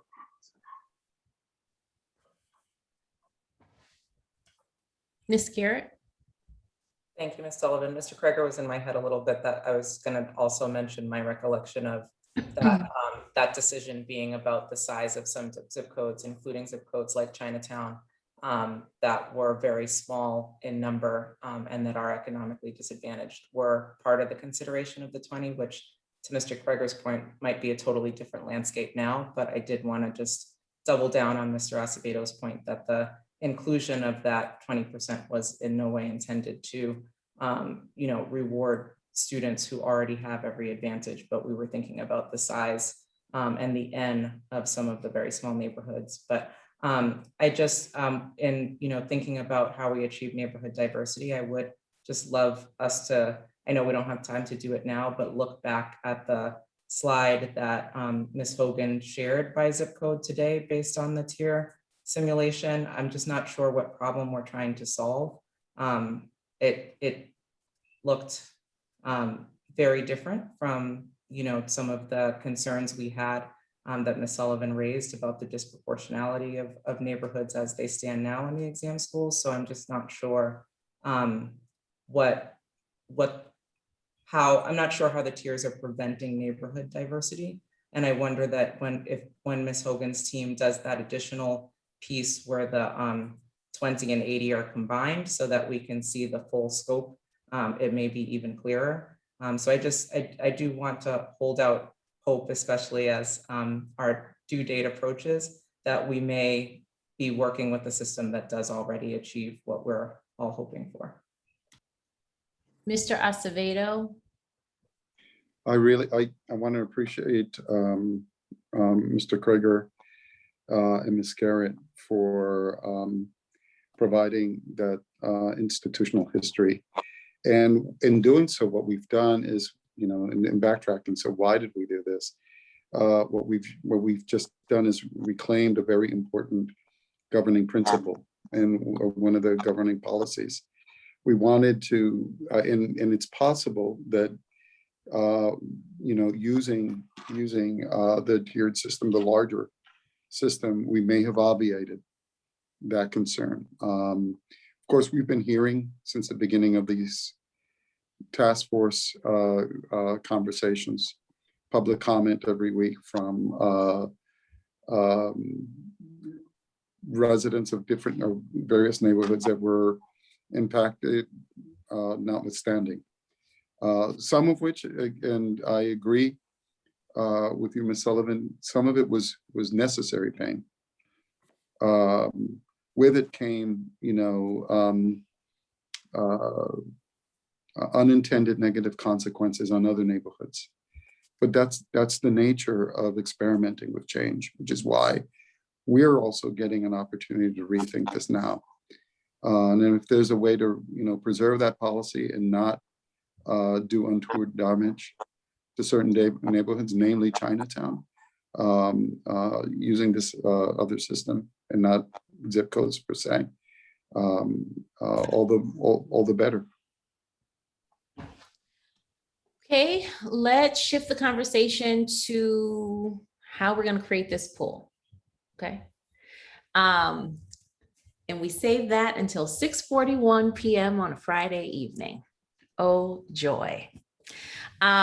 So this is, I want to put some things on the table to help us kind of try to navigate this part of the conversation. We have, and I'm going to start kind of with the policy pre-pandemic. Was a policy that had both in order to create the pool, the applicant pool, there was an assessment and grade. So there were two factors that were considered, assessment and grades. Over the course of the past few weeks, our conversations, as well as hearing from some of our experts, I'm reminded primarily of Dr. Shepard. We have heard about, and also from public comment, quite frankly, as well. We have heard this idea of considering additional factors, like educator recommendations. We've heard essays. We've heard other forms of portfolios in the mix. Okay. We have, just putting it all on the table, we have folks on the task force who feel very strongly that they'd like to keep kind of the structure, the qualifying structure as is, as was. And we've also heard from folks on the task force who feel very strongly that there's a need for significant change, which would include the elimination of an assessment. So we've got polar opposites, okay? Polar opposites on the task force. That said, I do think that we have in this, Mr. Acevedo, I'm going to agree with you on, I think we have, as a initial working group that kind of evolved into this task force, precedent of our own, right? Where we have had polar opposites before. Like, we have been here before, okay? Nevertheless, we figured it out. Not everyone was happy about everything, but we figured it out. We got it done. The exam schools prayerfully will be better for it. Our city will be better for it. And here we are again. So we got to figure this out. That means wrestling with, and I'm going to first and foremost, let's talk about the assessment. Because that, I do believe, like, we've got to get at least to a place where we can try to build some consensus on what could be there, quite frankly, in order for us to be able to resolve the other pieces. Okay. So I do want to talk about that first, but Mr. Condom-Passos, can I give, this might be a good opportunity just to share just a little bit more about what's going to happen over the next 2 weeks? Sure, go right ahead. I think it'd be necessary. Okay. So next week, so we are not going to present a final recommendation to the school committee on June 9th. Instead, what we are going to do is present the school committee with essentially a status update of where we are, a refined status update of where we are, that will be inclusive of kind of our best thinking 2 to 3 recommendations on qualifiers. So what gets you into the pool for consideration, right? And then 2 to 3 recommendations on how we might think about our mechanism for seat allocation. Okay. That's for next Wednesday. Following next Wednesday, which gives us an opportunity to pull the school committee into this conversation. After next Wednesday, we will have, there are 2 listening sessions that we will hold jointly with the school committee to hear reactions specifically to what we present. Okay. Following those listening sessions, we will then finalize our recommendation, which will be presented to the school committee on the 23rd. Okay. I say all that to say, I don't want people to feel the pressure of time tonight completely, but there are some things that we need to kind of get some resolve around relative to what we will share next week at the school committee meeting. It is both Mr. Condom and my goal for us truly as a task force to get to consensus, because that's what will be most healthy for the schools, for this task force, and our city. Okay, so with that assessment, we've talked about, and I just want to put this on the table, and then we can talk we can discussion. We've talked about, again, assessment, no assessment. We've talked about if there's an assessment, what would that assessment be? We've discussed MCAS and we've discussed MAP growth. Within the context of MAP growth, we've talked about using that assessment as an achievement measure, which would mean that students would sit for it once and you get the score you got. We've also talked about using it as a growth measure, which would mean students would need to take it at least twice to be able to demonstrate learning today and growth over time, as indicated by testing hypothetically 3 months down the road. Okay. We need to resolve that point, or at least come to some consensus around whether we as a group can agree to having an assessment. And then if so, what that assessment would be and how it would be used. Can we have that conversation?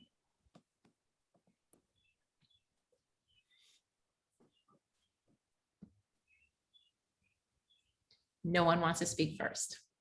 Okay, there we go. Mr. Acevedo, Ms. Lum, Mr. Kreger.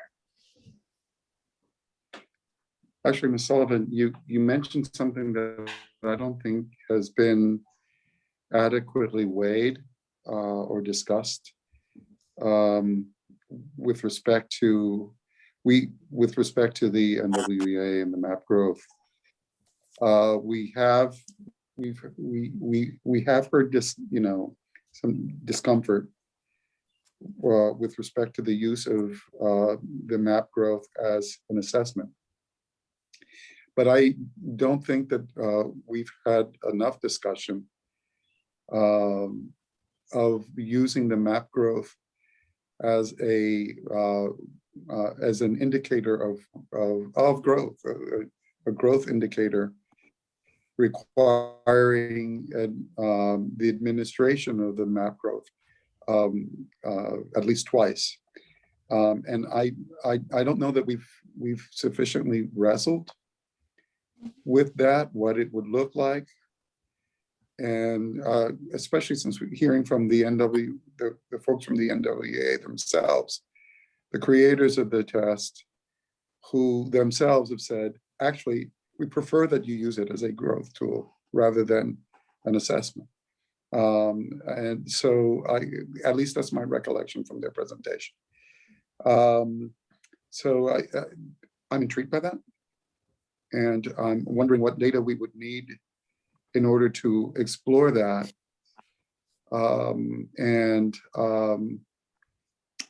what it would mean if we lived in a universe where a child would have to sit at least twice.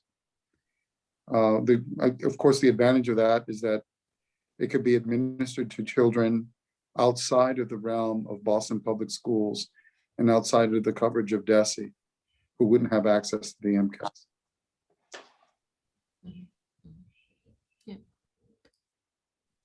Ms. Lum.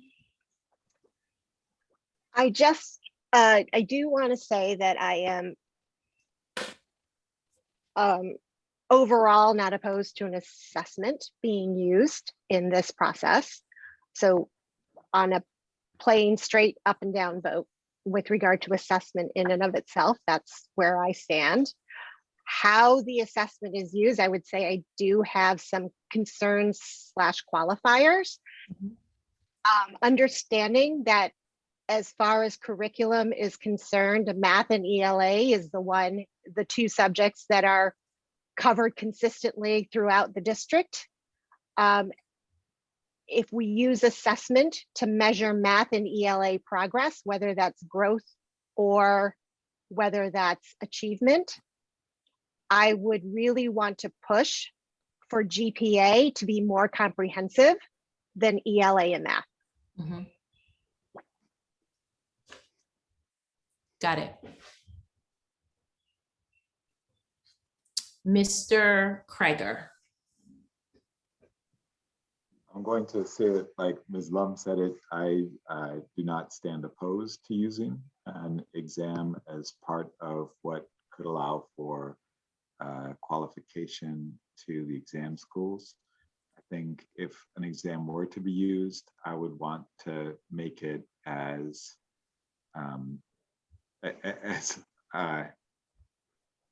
unburdensome as possible. So if we were to use an exam, for example, to determine eligibility for a qualified applicant pool, and you were a public school student who already took an MCAS that would determine whether you are performing at or above grade level, I would think you should be able to count that score instead of the map growth, right?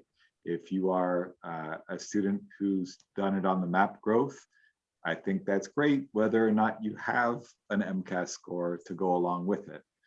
And similarly, if I don't know if there's a way to do this in the first year of implementation, but I would be open to hearing how to incorporate growth in addition to achievement as an additional way to demonstrate your preparedness to participate in the exam schools. And as I understand it, that was the impetus for the NWEA applying for the Boston Public Schools contract itself.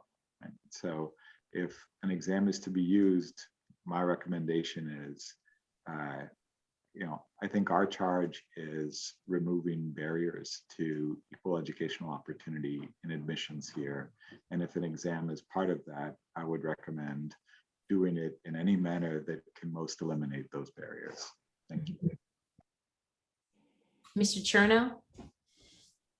Thank you, Ms. Sullivan. I would like to come and say that I am opposed to a use of tests in exam schools. I think it continues to uphold systemic racism, as I've spoken before, and I think it's time for this committee or this task force to make for some radical change and go against the ways that we've seen that haven't worked for certain students and disproportionately worked for other students and families. And I actually wanted to read a quote from Ibram X. Kennedy.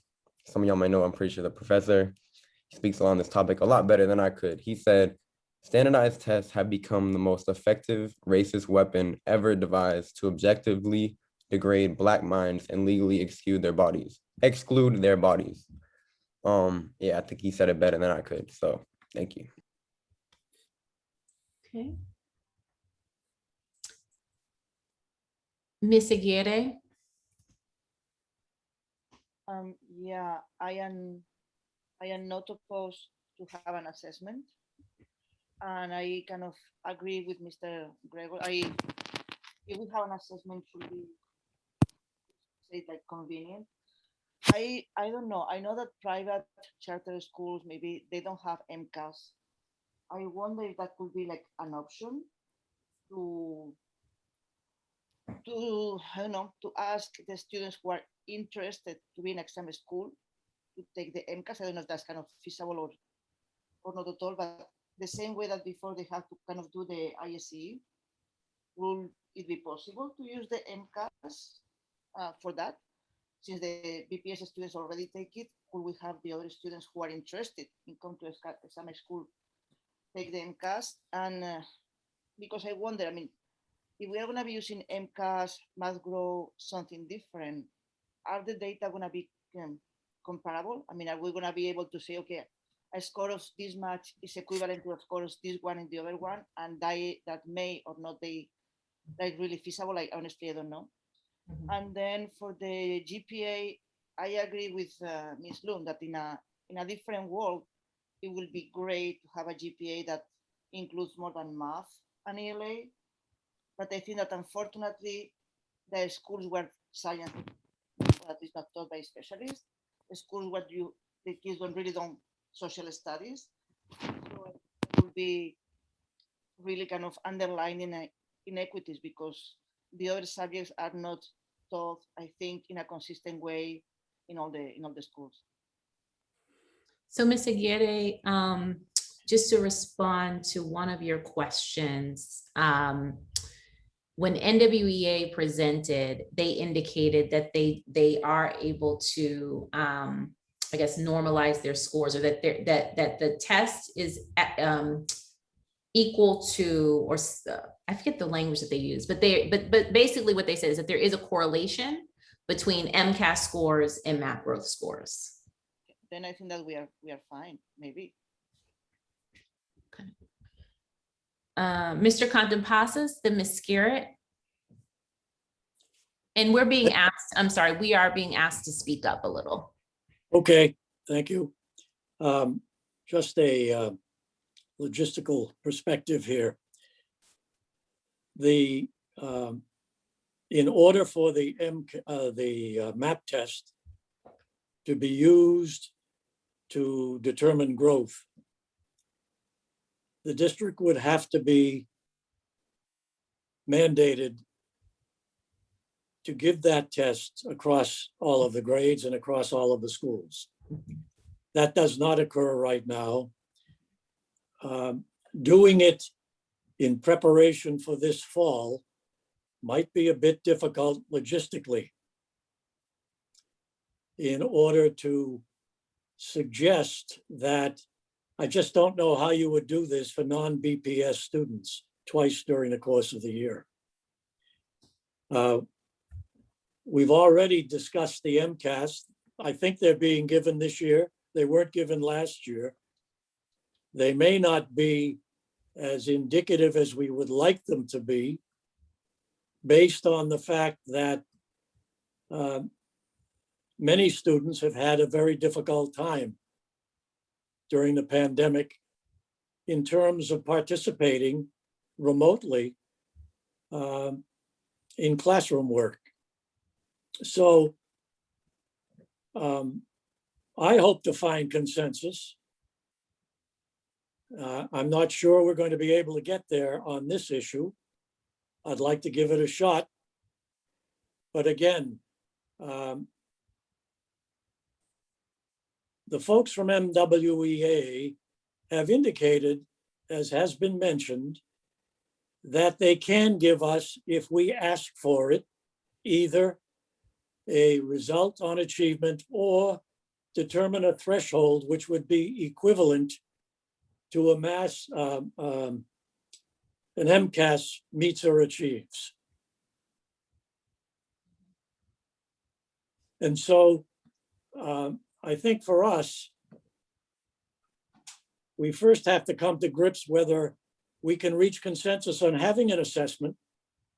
And secondly, how would we use the results of that assessment for this coming entering group next September, a year from September.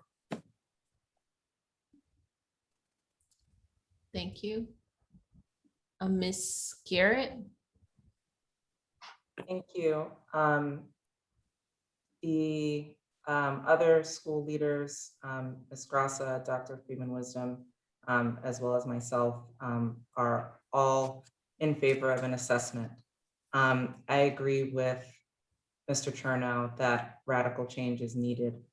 I push us to think about where that radical change is affected, why we are believing that students with specific backgrounds cannot achieve at grade level on a standards-based assessment. That is my concern. I think that when we were a working group, we looked at the rates of proficiency of students by race in 3rd grade. And that is a state of emergency that needs to be addressed with radical change. When we talk about being worried about using an assessment, Kendi very eloquently talks about the concerns regarding the test prep industry, and that's one of the reasons that he cited that quote that Mr. Chernow read. The test prep industry in Boston oftentimes looks like a 6-week program that was originally run out of somebody's home, started by one woman that has eventually grown. Why do we not feel like we can compete with that?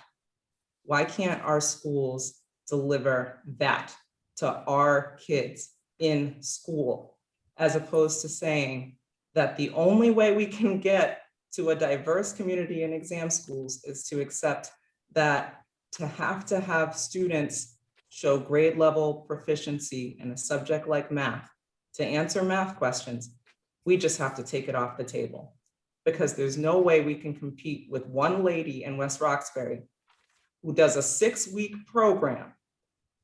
We can't do that for our children. It really concerns me, and it feels defeatist.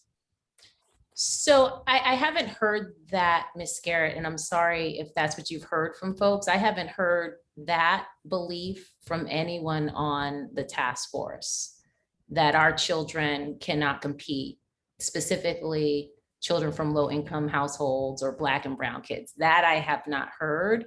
And I don't, I just want to say that, because that would be incredibly painful to hear from anybody on this task force. I just.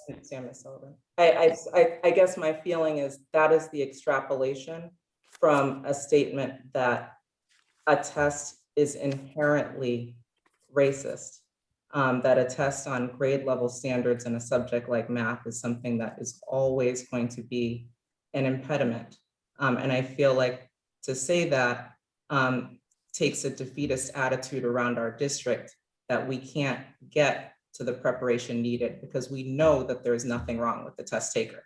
We know that the students are brilliant, and we know that the test is reflective of the preparation that they've had. But the other reality is that we see the grade level preparation that's required to thrive here. And while it is our job and we are proud to support students in that transition, there is a margin that is a little bit large for us to address at the school level. So if a student in 6th grade is showing growth from a 1st grade level to a 3rd grade level, that's not particularly helpful to the 7th grade here. Yeah, and that's certainly not what I'm suggesting. And I want to, you and I talking, we are both, certainly examples of Black women who have been tested many times over, standardized, tested many times over, and have achieved, have excelled. Both of us stand as examples of that, and of the greatness that exists within people who look like us and come from backgrounds like us, right? So, and I don't believe that we are in any way exceptional, right? In the sense that there aren't others who are like us, right? But what I just want to put a fine point on, specifically as it relates to what Mr. Chernow said, is that we're talking about structural racism, right? And it is absolutely, again, going back to Mr. Chernow, he's going to chair this task force next time. That's Mr. Chernow. You know, when you talk about the context in which our children, BPS kids, are being asked to compete, there are structural racism has created impediments, some of them within the control of BPS, some of them completely outside of the control of BPS. And so when I think about this work, I'm thinking about how do we mitigate? I mean, we cannot eliminate, but how do we mitigate? How do we acknowledge that these factors may exist, that structural racism is a thing, and seek to mitigate it in any way possible? That's why, you know, I'll wait for everyone else to speak. I haven't spoken explicitly on the assessment. But that is why, for me, I want to see if we can figure out, if we're going to do this, how we do it in a way that causes the least amount of harm, while at the same time giving you and Dr. Freeman wisdom, and I forget who the new BLA. Mr. Smith, kind of what you need as well. Dr. Tung. I wanted to weigh in on the test or no test. And I shared with the task force what I did, which was to look for every study that had to do with selective school admissions and outcomes. And so I shared those studies. And so with that kind of evidence that, and I've said this before, GPA is a better predictor of future academics than test scores. Every test ever created shows group mean differences by race, socioeconomic status, and all the other marginalized groups. And that tests do not predict academic success as much as how much your parents make and what degrees they have. How could I go with a recommendation that includes a test when our charge is we can meet our charge without one?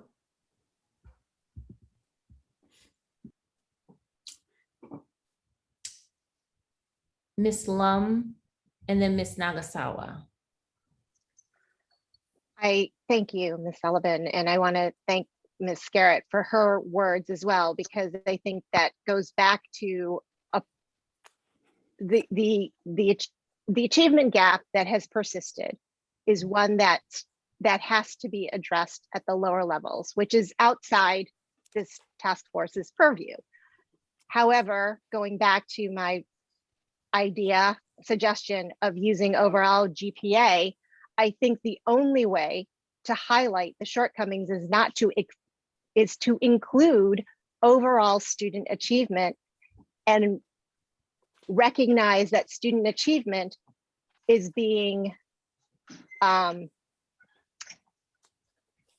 accomplished at schools of varying degrees of consistency with regards to its teachings and teaching curriculum. And the student should not be held captive by the sending school and whether or not they're teaching social studies every day, and whether or not they're teaching science every day, and whether or not they have a specialist in their school. Achievement should be measured, however we want to measure it, should be recognized. And if we relegate eligibility strictly to these two subject matters, we will continue to perpetuate the inequities everywhere else. And if we've already determined there is grade inflation regardless, then factoring more GPA or more grades into the GPA determination you know, maybe it just kind of balances itself out in the end. I don't know, but I don't know. I want to separate what does or doesn't happen in schools with what students can and can't achieve. Ms. Nagasawa?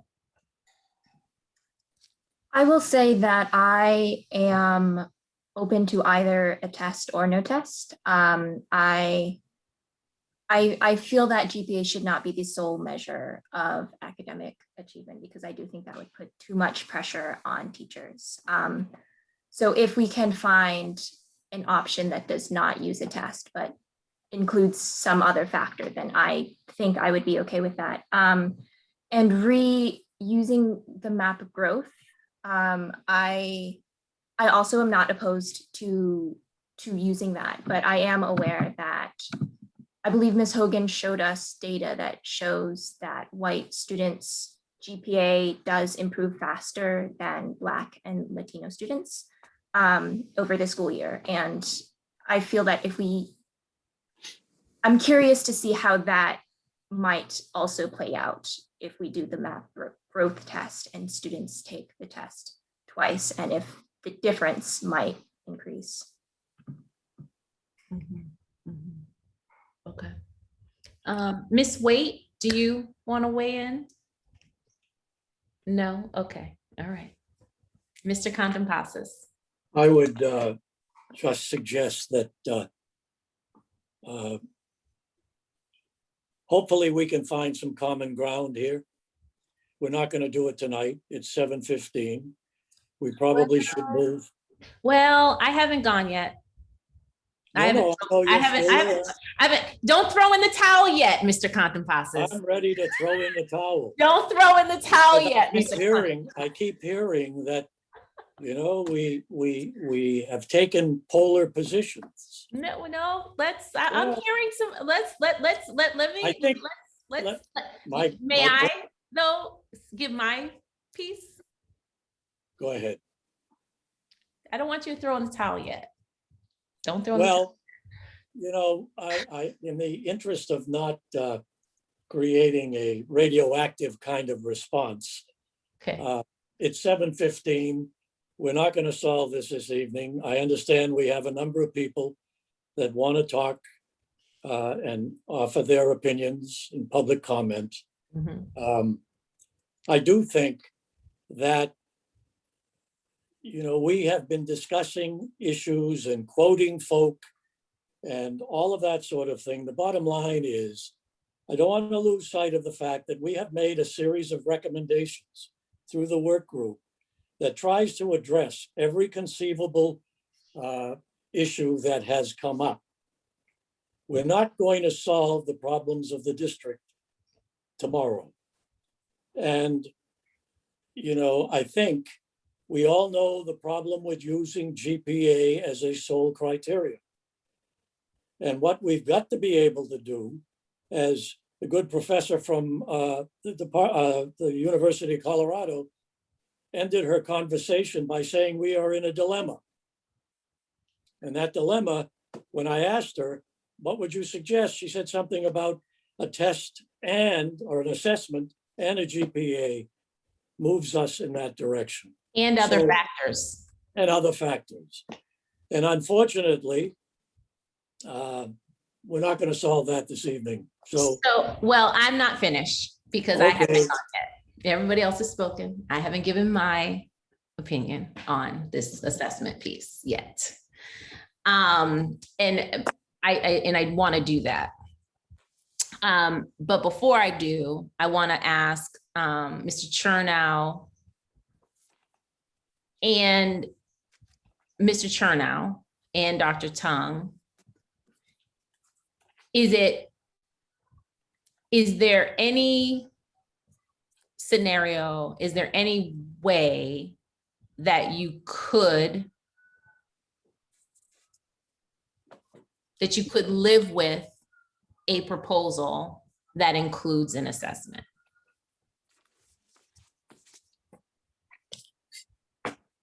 Am I going first? I don't know if live with is the right word, Right, I'm not sure if it is either. but I understand that, like we've all said, there are varying points of views. I feel like I've tried to say my case. Again, not everyone's gonna agree. I'm willing to hear other perspectives and hear other suggestions that may involve a test. Am I gonna want to live with it? No. Am I here on the task force with y'all? I guess so. I'm open. I'm not like, no, I'm turning off my camera, I'm going home. I'm not like that, but Good. yeah, I'll leave it at that. Okay. Well, if it's gonna be a vote, I'm still gonna. It's not a vote. We're just having a conversation. I just want to get your sense before I kind of weigh in here on it. I cannot support the use of a test given our charge and given the history of generations of exclusion. I think we have an incredible opportunity here to do something different and major. And given all of the data and the evidence and all the simulations, as I said before, I think we can enact a policy without a test that will end up improving opportunity for all of those kids who've been denied it for generations. And at the same time, we could also be affecting change in the other schools in Boston. So Dr. Tung, you would have, if you did not, are you saying no assessment period, or are you saying no to MAP? And the reason I asked the question is, if there's no assessment period, then you would use what? Grades? What would you use? Well, I would use what we did this year, a GPA to create the eligibility pool, and then a lottery for selection. So that's not what we did this year. So this year we used GPA and MCAS as qualifiers. Yeah. So take away the selection. GPA, it was, I reread it. It was either GPA or MCAS. Yep. Or eligibility. So again, I want to just get a fine. Again, we're going to put 2 to 3 things in front of the school committee. So this is why I'm just drilling down on this point. So would how would you create the pool? GPA and what? Well, or GPA or what? And or. Either GPA alone or GPA and something that we haven't explored or talked about very much, which one of the reasons I haven't gone there is because how much onus it puts on teachers. Okay. The teacher recommendation. Yeah, or even essays. Yep. It puts on the teachers and the system. If there's a test in the picture, you know, there are a lot of criteria like that all BPS students should be able to take it during a school day. Yep. It's aligned with the curriculum frameworks.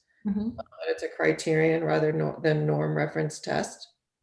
That it should have a much smaller weight than grades do in determining eligibility.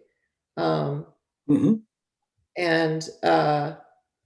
then the one thing that the psychometricians always say is, you know, you should never base a high stakes decision on one score.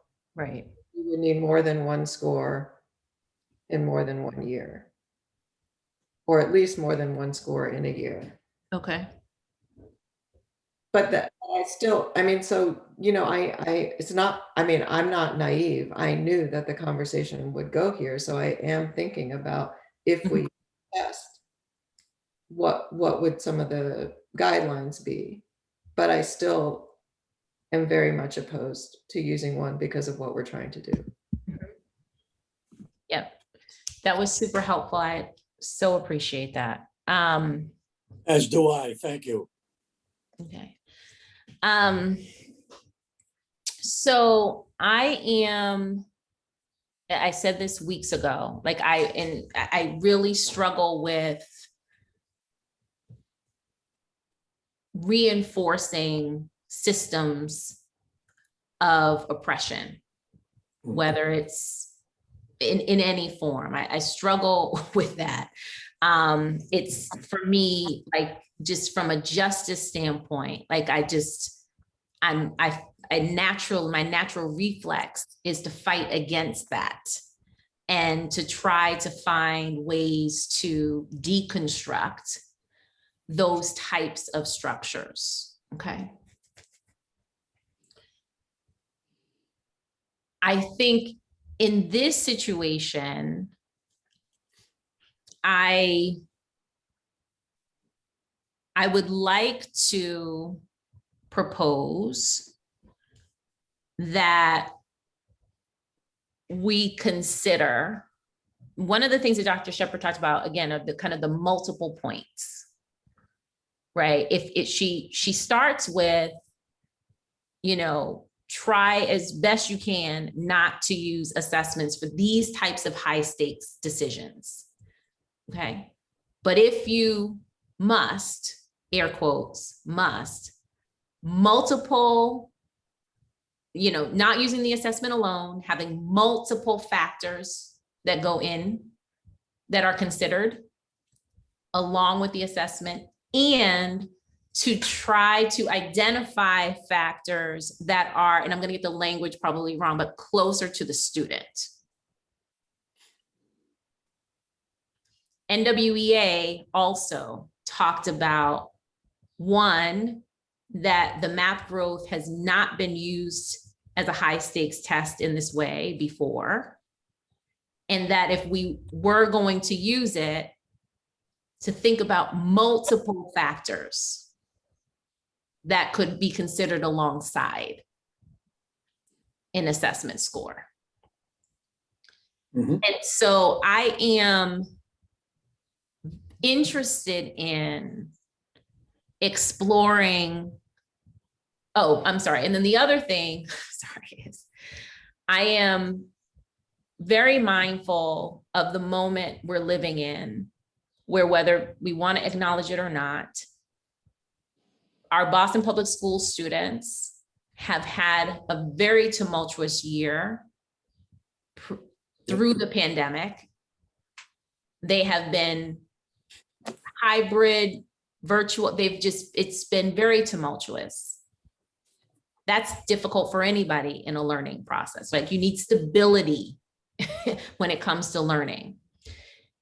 And I'm mindful that students, we will be asking them to compete against, because this is what this is, right? Competition,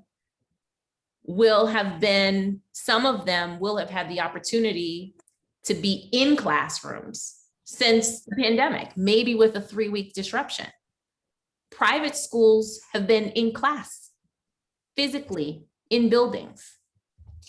And so I am concerned about asking Boston Public Schools, significantly disadvantaging Boston Public School students by asking them to take one high stakes test in the fall that could determine potentially what happens for them for the next 6 years or so, or beyond.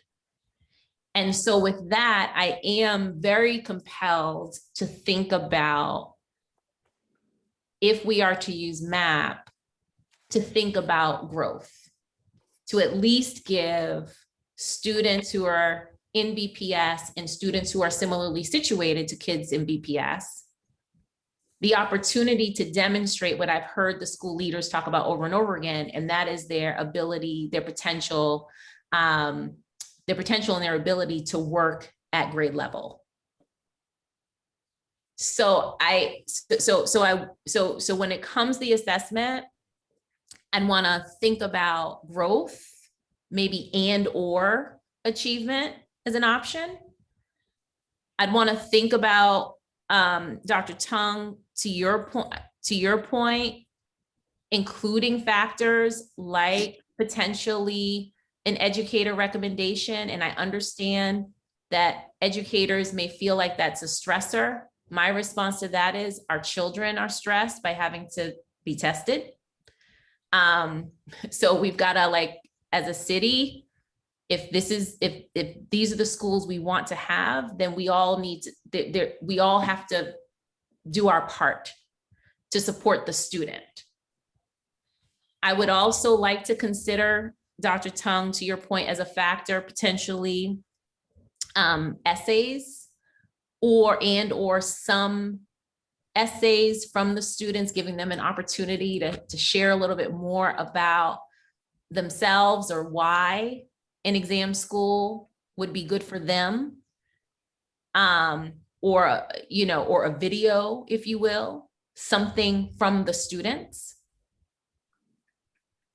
And to Ms. Lum's point, and I so appreciate you raising this consistently over and over again. I think we had public comment from a student a few weeks ago who initially raised this point about using more than just the ELA and math grades. I agree with you on that. And so I would like for us, when we think about the GPA, again, if we're having an assessment, to think about using 6th grade grades, first term, first quarter, first trimester, whatever it works out to be, which Ms. Aguirre would potentially address your concern about what students have access to, but that would cover math, ELA, social studies, and science. So my bottom line is, on assessment as a factor, we can then talk about weighting and all that and how it's used, but as a factor, I would be open to learning more about using MAP, but using it as a growth, using MAP growth, and potentially given the option for achievement for some students, in addition to all in comprehensive grades, math, ELA, science, and social studies, in addition to giving students the opportunity to present something else, an essay, an interview, a teacher, an educator recommendation, but some other factor that allows us to give the student an opportunity to show who they are, but also gives us as a city the opportunity to get to know the student behind the numbers.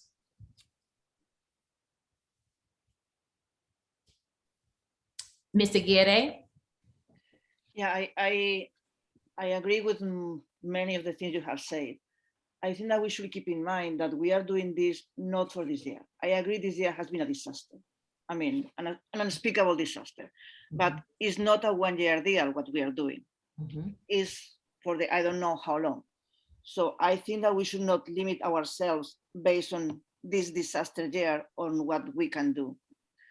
And I also think that this year, I don't know how we're going to manage, because there was many students who opt out of MCAS. So we may not have MCAS data for many people. And I don't know which kind of testing has been done in other places.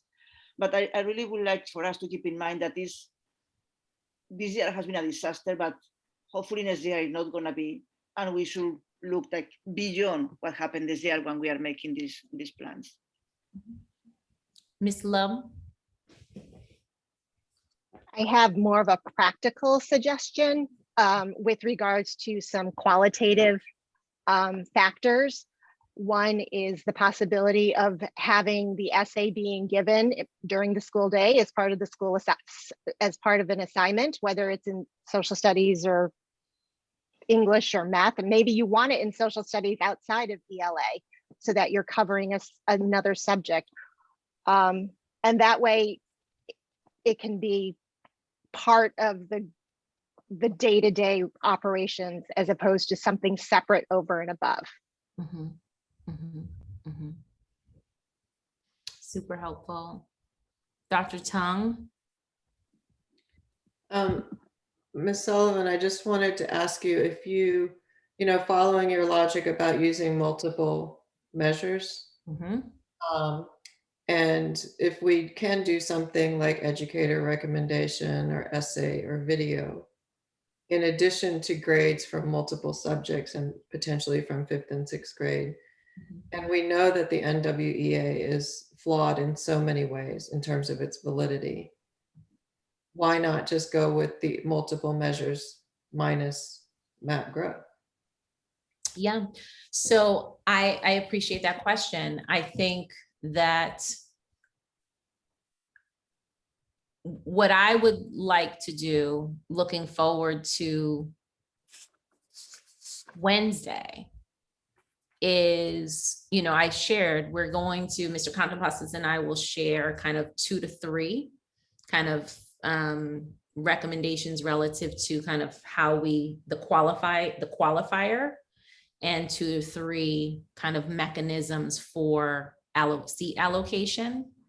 And then we'll continue to work those over the next, 2 weeks or so. What I would like to do is, as part of our presentation is to present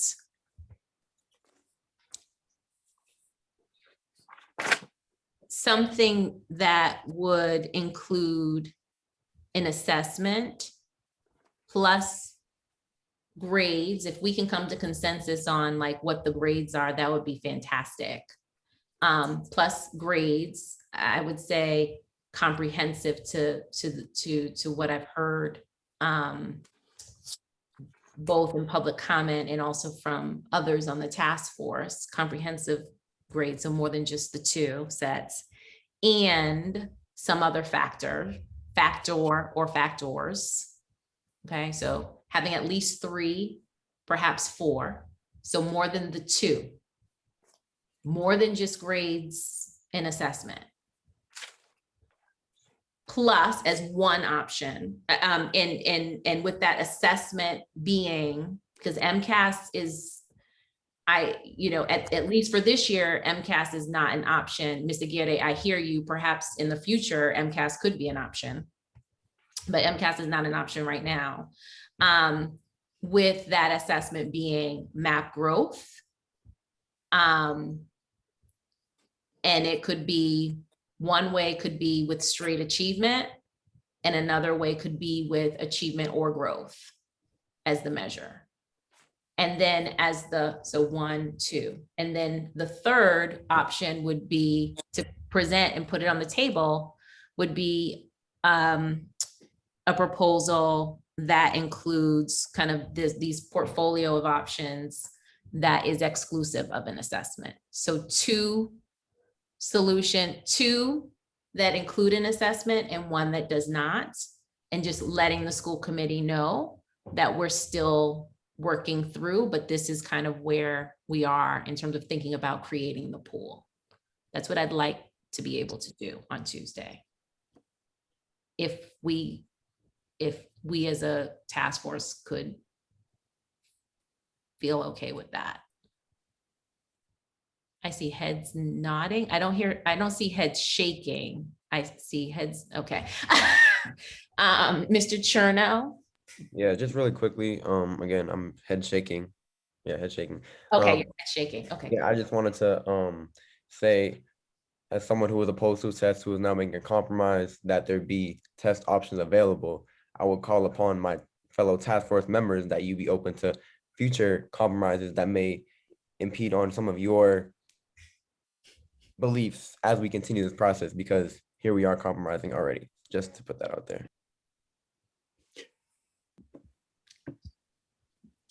Miss Dr. Tung, I see your hand raised. Oh, I just wanted to be on the record that I'm not compromising. I'm just participating in the discussion. And I so greatly appreciate your participation. Compromise isn't necessarily a negative word, you know. So are you going to share something with us, Mr. Condopasis? I just did, thank you. Okay, so let me ask this question. Is there an objection to a presentation of kind of those three scenarios as kind of to create the pool? Not an objection to the present, pardon me, I didn't have my hand up. I spoke out of turn. And I believe Ms. Garrett had her hand up. She's saying you can go, Mr. Acevedo. Okay. And never cut off the principle, that's for sure. Not an objection to the presentation, as these are the options we're exploring. I think this will require a deeper dive into the, what would be some of those subjective tools. We did discuss these subjective tools to some degree, and actually at some length, Ms. Sullivan, on Tuesday. Yes, I'm aware.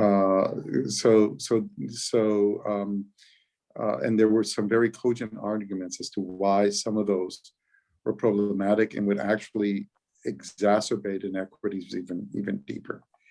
So that before we embrace those, and many of those objections came from the school leaders and the educators. So I think that before it's adopted, we need to look at these tools with a jaundiced eye. I concur, and I've heard some of the concerns. The way I land on this, and again, remember where I begin, is that the assessment is incredibly problematic for me from a high stakes using it in this way. I'm not anti-assessment, but in terms of using it in this high stakes way, I do believe, and the data supports the belief that it is problematic in terms of exacerbating racial inequities. Yeah. But what they were saying is that it's problematic to give to give headmasters and educators that kind of power over our students. Was one of the arguments. I'm not making it, I'm conveying. So but the people closer to it were making the argument. I understand. May I finish? Thank you. So I am aware of the arguments that were made on Tuesday, and also those that have been made in previous meetings, the objections, I should say, to using other criteria. That said, my point is every indicator that we have discussed using, assessment, grades, and otherwise, can exacerbate inequity. Okay. What I am trying to do is address what we've heard from some of the experts on this matter with respect to how do we get closer to the student, and how do we give the student more opportunities to demonstrate their brilliance and their potential, recognizing that all of these factors in one way or another is problematic. Ms. Garrett. Thank you. And I do very much appreciate Mr. Chernow's sentiments around everyone coming to the table. And there are no, I'm not raising my hand to present objections to subjective measures. My ask, though, when we present to the school committee would be to accompany all scenarios with some of the operations involved in those pieces, because I do think that understanding kind of the scope and personnel and other things that would be needed to execute some of these pieces would be important for full understanding, because I think, we all definitely want multiple measures in the most holistic view of a student as possible. But there's a lot involved that would be different in terms of what's required from the district. And so what I might also ask us to think about is I would not want a student to be excluded who could be very viable for missing some of these measures. So I think that there should also be some consideration about how, if one of those factors that could help someone is missing, is there another, could something else compensate? I think about that in terms of how hard it has been to collect different components from students. So I just think we should think about students who have the least resources in helping them get things may not get things in on time. So just those kinds of logistics, I think, thinking out the operations, maybe not by Wednesday, but I think would be an important component to presenting the options. I concur. Excellent. So that is super helpful. That's very helpful. And it will also be helpful, I think, for Ms. Hogan, as we'll send some data simulation requests over.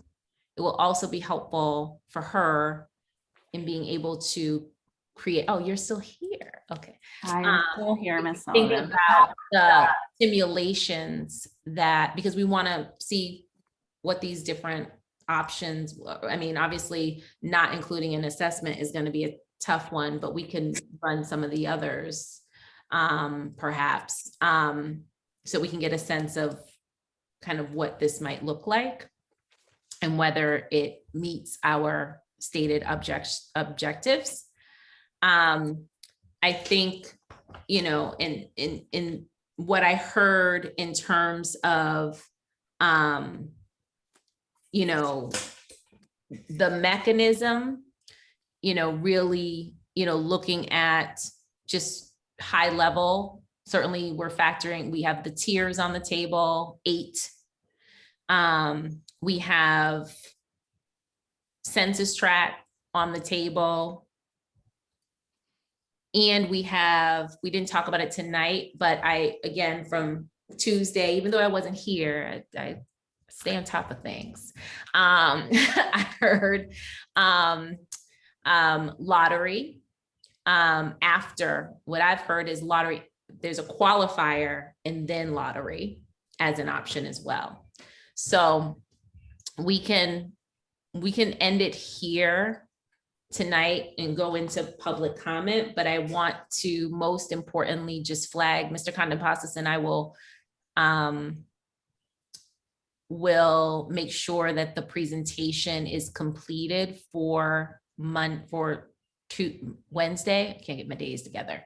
And make sure that the task force has what we are going to share on Wednesday in advance. So you all will have that in advance. And then again, just keeping an eye open for the additional meetings that will be scheduled in order for us to come to a final recommendation by the 23rd.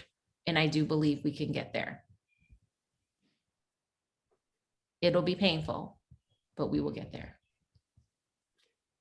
Ms. Sullivan, do you want to offer your suggestion to the task force that in the month of June, if we have meetings scheduled on Friday, that perhaps the group might, no, you don't want to do that? No, yeah, no, you're right, yes. Oh, okay. Yes. Ms. Sullivan came up with a great idea that Fridays in June may be a little bit more difficult than Fridays in December.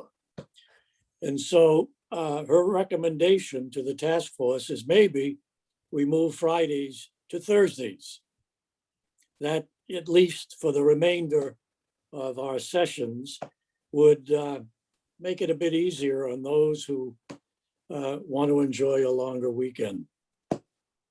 So I guess what we would suggest is think about this and come back ready Tuesday to tell us yay or nay, unless you're ready to do it tonight. Unless you just enjoy 8 o'clock on Friday nights hanging out with this crew. Yeah. I haven't put my towel away yet. Okay. Dr. Tongue. I got it. I just didn't know, Ms. Sullivan, if your list of things for the selection mechanism was exhaustive or you were just putting some out because I'd like sending school to be on the list. In what way? Well, you said tiers. Yep. Oh, yes. Okay, I'm sorry. On the mechanism for allocation. Okay. Okay, yep. Okay. Thank you. I just wanted to note that Ms. Garrett has weighed in on the change from Friday to Thursday. Sorry, I'm in motion. I'll just step back on, but I do not enjoy Friday evenings with everyone. However, for school leaders, we have meetings like, it's just any day other than this also makes it difficult, but we can look at the rest of the school year and check it out. And see specifically the 17th. So even if we kept it for next week, specifically the 17th and the 24th, it would really only be 2. So that's after the school year. Okay, okay, got it. It's a little different once the school year ends, so that's fine. Okay, Thank awesome. Thank you. Well, that was great.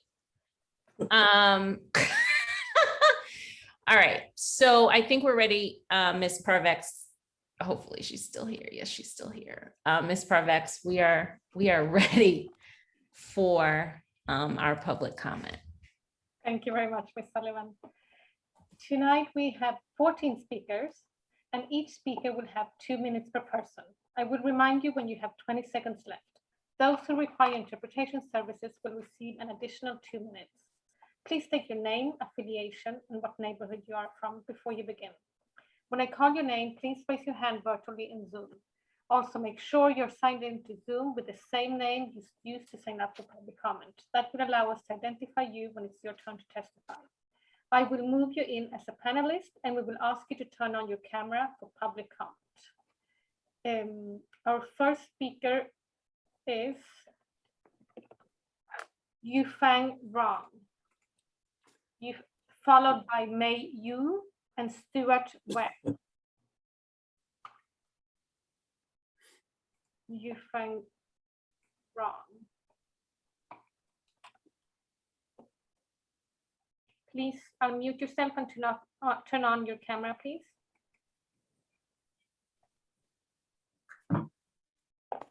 Hello? Hi.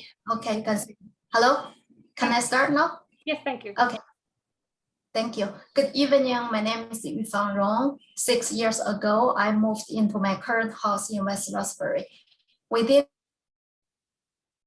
the past 6 years, the house next changed owners 3 times. The first 2 owners all moved to the suburbs because of the concerns for their children's school choices.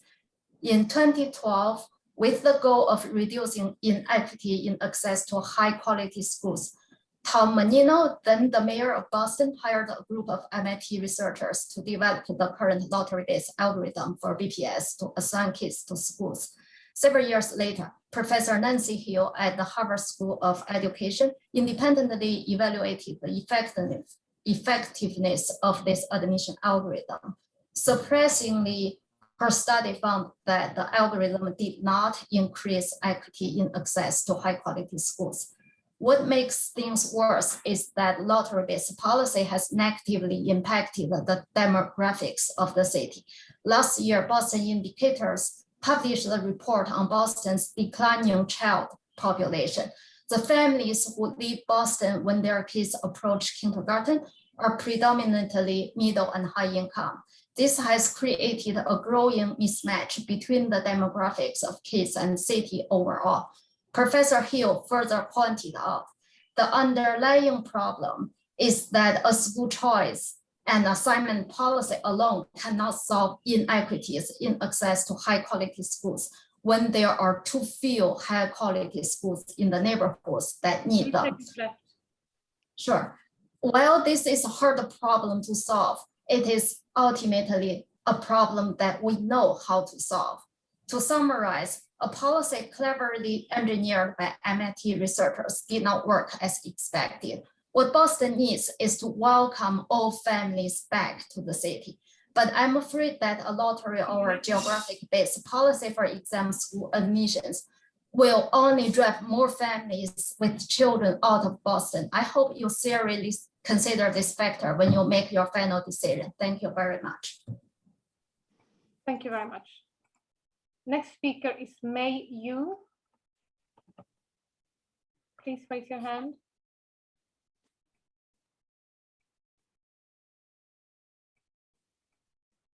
May you please unmute yourself? Yes, can you hear me? Yes, could you please turn on the camera too? Okay. Thank you.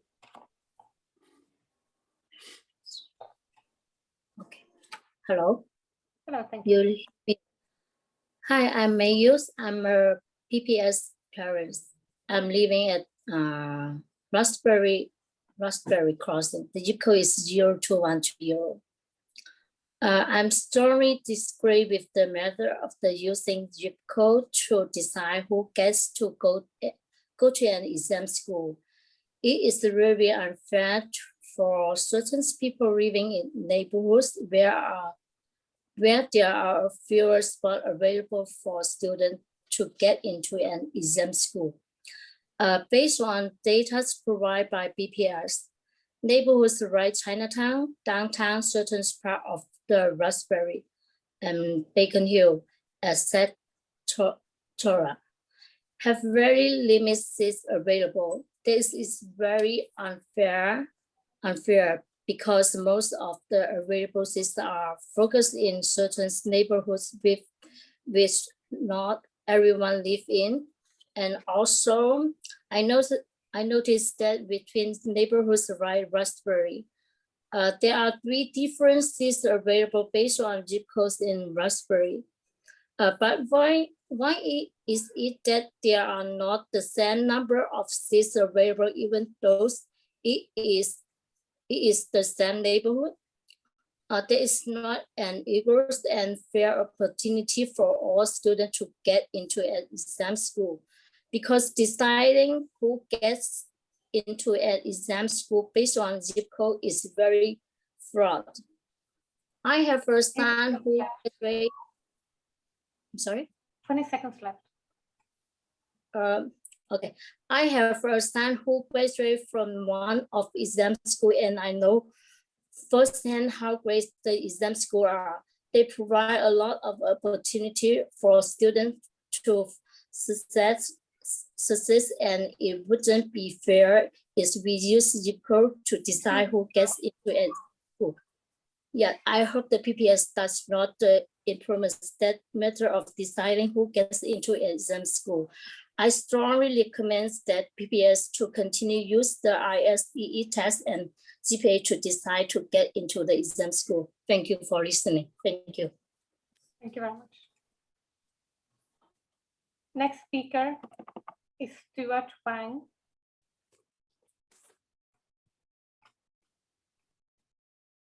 Please unmute yourself and turn on your camera. Yeah. Can I start now? Yes, absolutely. Okay.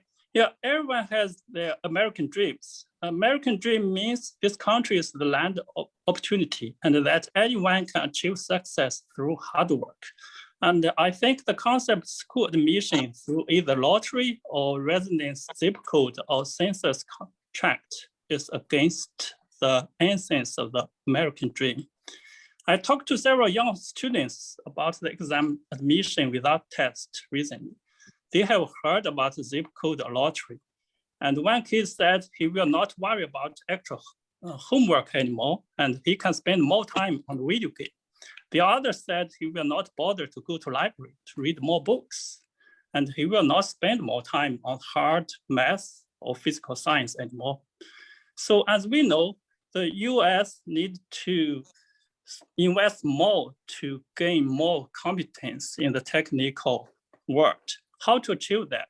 So can you do it by removing exams? Can you achieve it through lottery? Absolutely not. If the lottery zip code-based approach is implemented, most students will not have incentive to study extremely hard. So a few years later, when you go to the hospital to perform a surgery, the surgeon has obtained his position through a lottery system. good luck to you. Later, if there's a severe mutation in COVID or other virus, good luck to find an effective vaccine. And the people working on that project are admitted through random zip code selection. So can you rely on this to compete with other countries who encourage extremely hard work? At that time, everyone's life will be really rough. So we cannot admit students through zip code or lottery or census tract now. And we need to go back to the original admission approach, i.e. testing and GPA for the reputable Boston exam school for upcoming years, as the pandemic is already under control now. So thank you for your listening.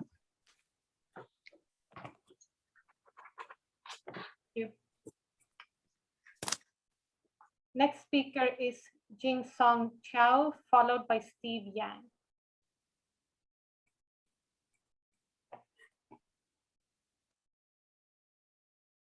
Please. Oh, hello.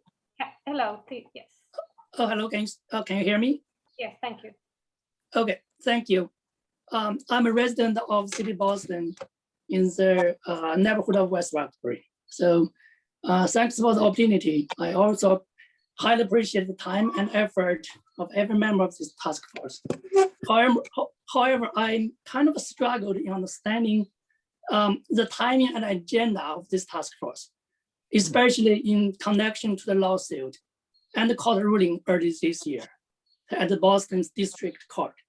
So in his ruling letter, Judge Young clearly stated that this is, so I'm going to quote directly from his conclusion session.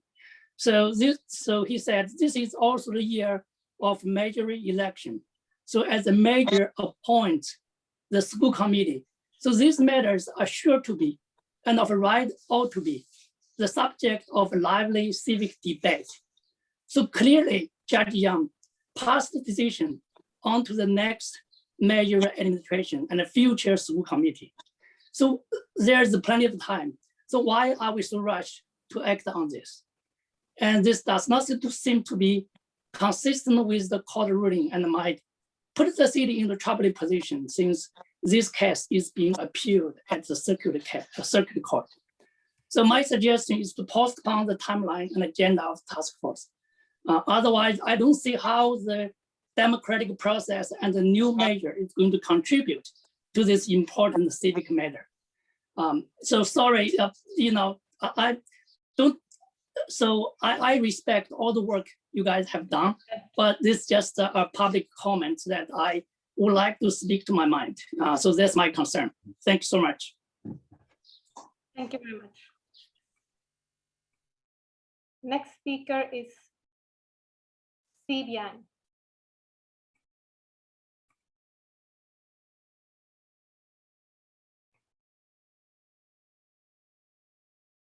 Steve Yang, please unmute yourself and turn on your camera. Hello, can you hear me? Yes, thank you. Okay, thank you very much for the opportunity. And so I'm Steve Yang, the resident of the West Roxbury. So let me have my draft. Where's draft?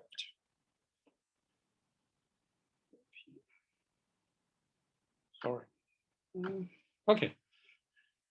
So let's say if you like a low-name restaurant and every time you go to the low-name restaurant and you order the baked salmon with green beans and smashed potato every time, and you love this dish because every time you get a big chunk of salmon with a side of green beans and smashed potato. However, yesterday you got only small piece of salmon, but lots of green bean and smashed potatoes.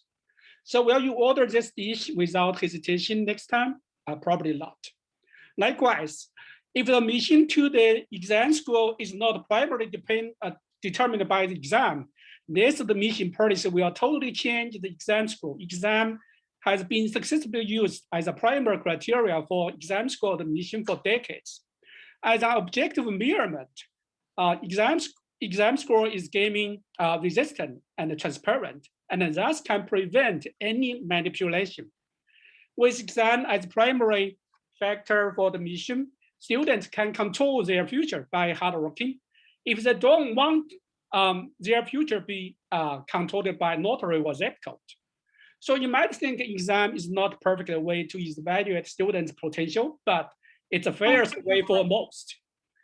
We can add other factors on the top of exam to improve the systems, but those factors could only be supplementary. For example, 80% seats will be assigned totally by academic performance, while 10 to 20% seats will be reserved for the students with social economic disadvantage, not vice versa. 2 minutes are up. Do I still have time? No, your 2 minutes are up. Okay. By the way, have you ever thought about the challenge facing by immigrant family that English is not their native language? Mr. Yang, the diversity contributed by immigrant. Mr. Yang, your time is up. American.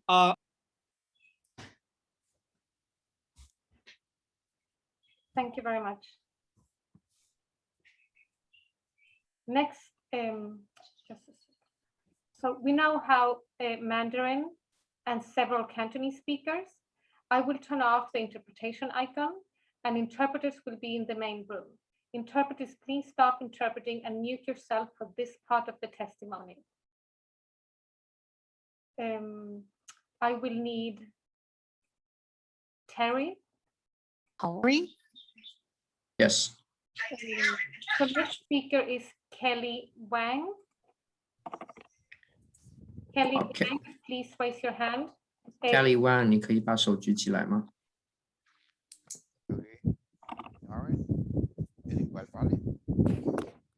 I will move her in and she should turn on the camera and turn and 把你的麦克风还有你的视频打开。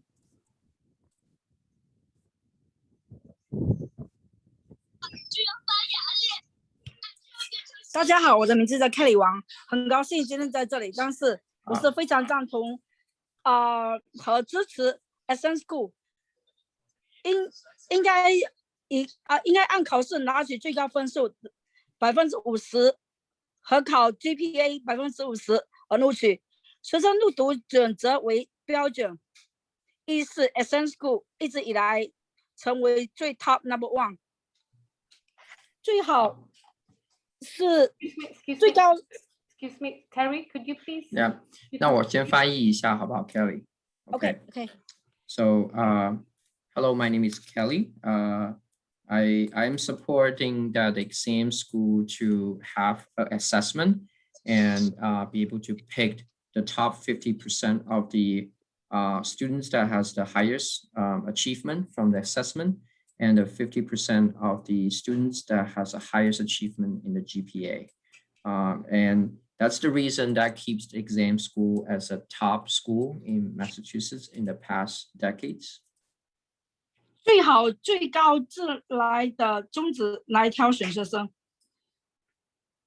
就是最好以最高的质量的以为宗旨来挑选的学生入读那 SM School， 这样子对大家来说是比较公平的。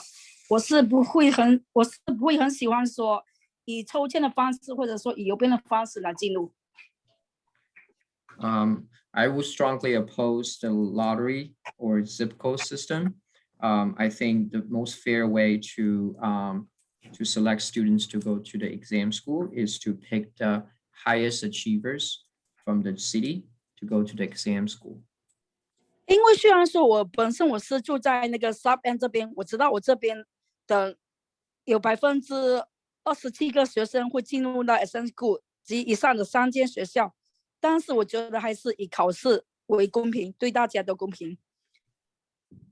你说有27还是有27%？我是说有27个学生进入到 SM School， 因为我是住在 South End 这边的。Okay, I'm a resident in South End. Last year, there's 27 students were invited to the exam school in South End, but I still believe that it's more fair to select the student by assessment. 因为我觉得就算说我这边的学生录取率是比较高，但是要考虑一下其他孩子，他们可能有些学习是很好的，他们是需要提拔的，而不是说以抽签的方式把好的给压下去，把不好的给提上去，这样子是非常不公平。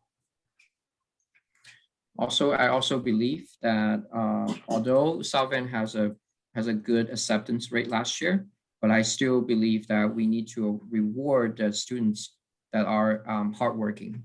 And lottery it's going to suppress those hardworking students and letting those people who are not highest achievers to getting to the exam school. 好了，分享完了，谢谢。 That's all I wanted to share. Thank you. Thank you very much. Now we will have Cantonese speakers. 係一位咧係講廣東話嘅人士。 So I would need Anna. Thank you. Next speaker 係一位 Leah Wu. Leah Wu 係啊，咁2分鐘之後咧佢會 cut 你噶啦，咁盡量揀就係精簡。Leah Wu 你喺唔喺度啊？你喺度嘅時候咧，你舉手同埋開你嘅視頻啦。Hello Leah， 你好。Hello， 係咁大家好，大家好，我叫你好，我哋一段段講好冇嚇？你講好。我係公立學校嘅家長之一，好開心今日有機會喺度發言。I'm a parent from the exam school. I'm so happy to share my thoughts with you. 我強烈反對抽籤同埋 zip code 嘅形式嚟騙位。如果再咁樣落去，呢3間 exam school 嘅學生嘅質量同水平全部都改變啦。I strongly oppose using zip code and the lottery system for admission. This will change drastically for the standard for the exam school. 以後孩子們嘅夢想也被摧毀啦，對孩子們嚟講係一個非常之大嘅打擊。It would destroy our children's dream and it would devastate them in this big way in the future. 所以我喺呢度請各位領袖們為我哋啲細路仔諗一諗。I want you all to think about this very carefully and think about the future of the children when you make this decision. 今年嘅派位已經係好唔公平啦，有好多好叻嘅細路仔根本都去唔到呢3間 exam school。我作為家長，我都覺得好心痛。This year's admission result is already devastating. Many students are qualified and not being admitted to the 3 exam school. As a parent, I'm completely devastated and very disappointed.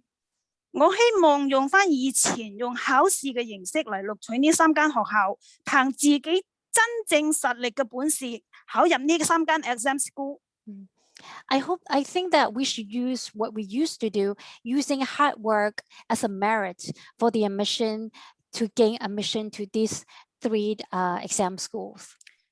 而唔係 zip code 或者抽籤嘅形式，咁樣係唔公平嘅。Is not using zip code or lottery system because it's unfair.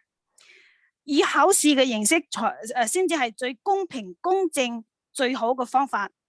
Using an exam as an assessment is a fair way. 多謝大家。Thank you very much. 唔該晒你啊，Leah。多謝。拜拜。Thank you very much. 多謝。Next speaker is Jody Chen. 係一位係 Jody Chan，Jody CEN Jody。你喺度唔該你舉手或者開你嘅視頻。Please unmute yourself. Thank you. Jody 你好，係你好，你好，歡迎你。係，多謝大家。我今日係想講下我對呢個改革佢哋嘅改革嘅一啲意見。Thank you for everyone. I will have a chance to talk about the reform system you guys are proposing. 頭先同佢哋一齊聽佢哋開會，我覺得佢哋大家咧都喺度諗緊辦法，係想幫我哋啲小朋友達到成功嘅。I've been listening to the meeting. I know all of you want to do the best job to help our children for success. 但係我想大家要記得知道，我哋想幫啲小朋友最終嘅目的咧，係想佢哋可以到時候大個讀完書之後出嚟可以適應呢個社會。And I want all of you to think about the end goal of helping our children is to, when they finish school, they can adapt and be successful in the society. 咁呢個社會上邊咧，呢個真實嘅社會係好殘酷嘅。Reality is not, sometimes can be brutal in real life. 到處都係充滿競爭嘅。Competitions everywhere. 咁樣好似一個人去揾工做嘅時候，佢哋如果個能力唔夠好。For example, like somebody is trying to find a job, if that person's ability is not at that standard. 咁個僱主唔會因為佢能力唔好而降低佢對請嘅人嘅要求嘅。The employer will not lower the standard to hire the person just because his standard is low. 如果嗰個人想攞到呢一份工嘅話咧，佢哋一定要達到僱主嘅要求。If that person want to be hired, he need to reach that standard. 所以佢哋想達到目標，一定要非常之努力。Therefore, they have to work very hard. 咁同樣，我哋啲小朋友而家想去讀呢3間學校，都係佢哋一個目標。Similar idea to the kids want to get into this exam school. They want to achieve that goal and to be hired. 如果佢哋想入去呢啲學校嗰度，係佢哋嘅目標，佢哋應該係憑自己嘅實力嚟考入呢啲學校嗰度。If they want to achieve that goal, just like the person want to be hired, they need to work hard to meet that standard. 而唔係好似而家學校，即係好似你哋呢個專業小組咁樣，去諗一啲辦法去幫嗰一啲能力可能未夠嘅小朋友去入去呢啲學校。And it's not like this group trying to help those who doesn't even meet the standard to get into those school with high standard. 呢個對小朋友以後嘅未來係非常之大影響，冇幫助㗎。To do it that way actually is not going to help the children, but it's going to harm them. 因為到佢大個出嚟社會嘅時候，唔會有人俾呢啲機會俾佢哋。Because when they get older, when they become adults, they realize nobody's going to give them a chance like that if they don't meet the standard. 咁好似大家都知道，若果想sorry 所以如果咧想啲小朋友成功嘅話咧，唔係咁樣保護佢哋，然後要培訓佢哋有更高嘅競爭力。希望你哋大家可以考慮下。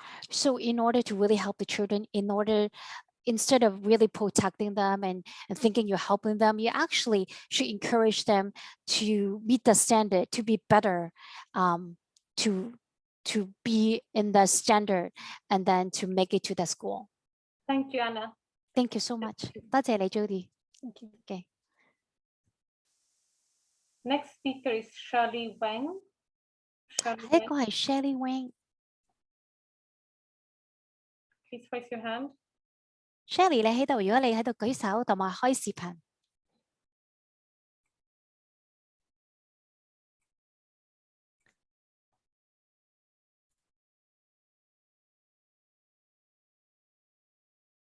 Shirley Wang。Hi 你好，我有你。Yeah, 我聽到我有你 I have her script actually. Yes, Okay. Can I speak now? 係你而家可以講咩？係你講晒，然之後我幫你你停我就停啦，冇所謂。我有你個 script。OK，各位領導家長，我係昆士學校嘅家長之一。Dear leaders and parents, I'm one of the parents of the Quincy Elementary School. 你一路講，I have your script, so you can keep going if you want. OK，我個人認為，喺教育嘅領域性係唔應該全是呢個抽籤或者按照平時嘅成績去錄取學生嘅。I believe that using the zip code is not the good way to select students. 所以咧。根據上一年疫情嗰一年，我哋0211嘅 zip code 只有7個學生錄取到去到 exam school。 So like last year, we only have we 幾多個學生話？7個。Only have 7 students to be admitted in the zip code of 02111. 往年都有20幾個嘅。In the past years, previous year, we have over 20 students being admitted to the exam school. 大家知唔知道呢個係一個咩概念嘅考試，一個咩概念嘅錄取方法？ Do you know why this is the case? 我認為係一個地區性嘅不公平同埋種族上嘅不公平嘅一個分配。This is clearly it's a discrimination, and this is the area distribution unequally. 我認為呢個係剝削咗我哋優秀學生嘅一種可恥嘅行為。This is actually exploitation for the student who are qualified to enter these schools. 曾經有好多學生問我，點解我嘅成績比其他人好，但係我冇辦法被錄取到呢？ Many students ask me, I'm a great student, how come I didn't get admitted to the exam school? 咁我同佢哋講，係因為咧，上一年疫情嘅問題，所以有特殊嘅處理。I told them because of the pandemic, that's why they do it in a different way. 因為我唔想俾細路仔從細就有個嚴重嘅打擊、自尊嘅打擊，認為呢個係唔公平嘅一個對待嘅理念。I told them that because I didn't want to tell them this is actually inequality of the truth. 我希望2年之後，佢哋按照8年級，佢哋仲有一次去錄取嘅機會。我嗌佢哋更加努力學習。I hope that in 2 years in the future, when they work hard, they will have a chance to get into these schools. 如果呢個拉丁學校失去咗呢個標準，仲有冇高素質嘅學府啊？係咪仲係第一呢？ Think about this, is the Boston Latin School lose its vigorous standard? Would that be a top school for the Boston Latin School education? 我希望各位領導同埋家長不要為咗呢個私心而把 Boston 嘅未來、國家嘅未來同埋孩子嘅未來摧毀咗。I hope that all of you really examine in your heart. Do not make the decision according to your own agenda and destroy children's future, destroy Boston future, and destroy the future of the education in Boston. 不要因為疫情為一個藉口，製造一些非常嘅手段去剝削咗一些可以本嚟入到拉丁嘅優秀學生。Please don't use pandemic as an excuse to exploit students who are qualified to go to this school, but they can't. 教育嘅領域上係唔存在任何政治或者其他不良因素嘅。Education shouldn't be politicalized. 一些家長以為可以，一些家長認為可以即係硬生生咁把啲學生推入去拉丁，其實係唔係為咗佢哋好，係害咗佢哋，因為佢哋冇咁嘅能力去應對呢啲喺學校嗰種壓力啊，因為係入到拉丁係壓力啊。Do you think just to get this student get into this Boston Latin School is helping them? No, because Boston Latin School is a very difficult school. It's very stressful to these children. Thank you, Anna. Thank you. Thank you, Shelley. Okay. Yeah, thank you. Bye-bye. That's it. Thank you. Next speaker is Susan Lim. Susan Lim.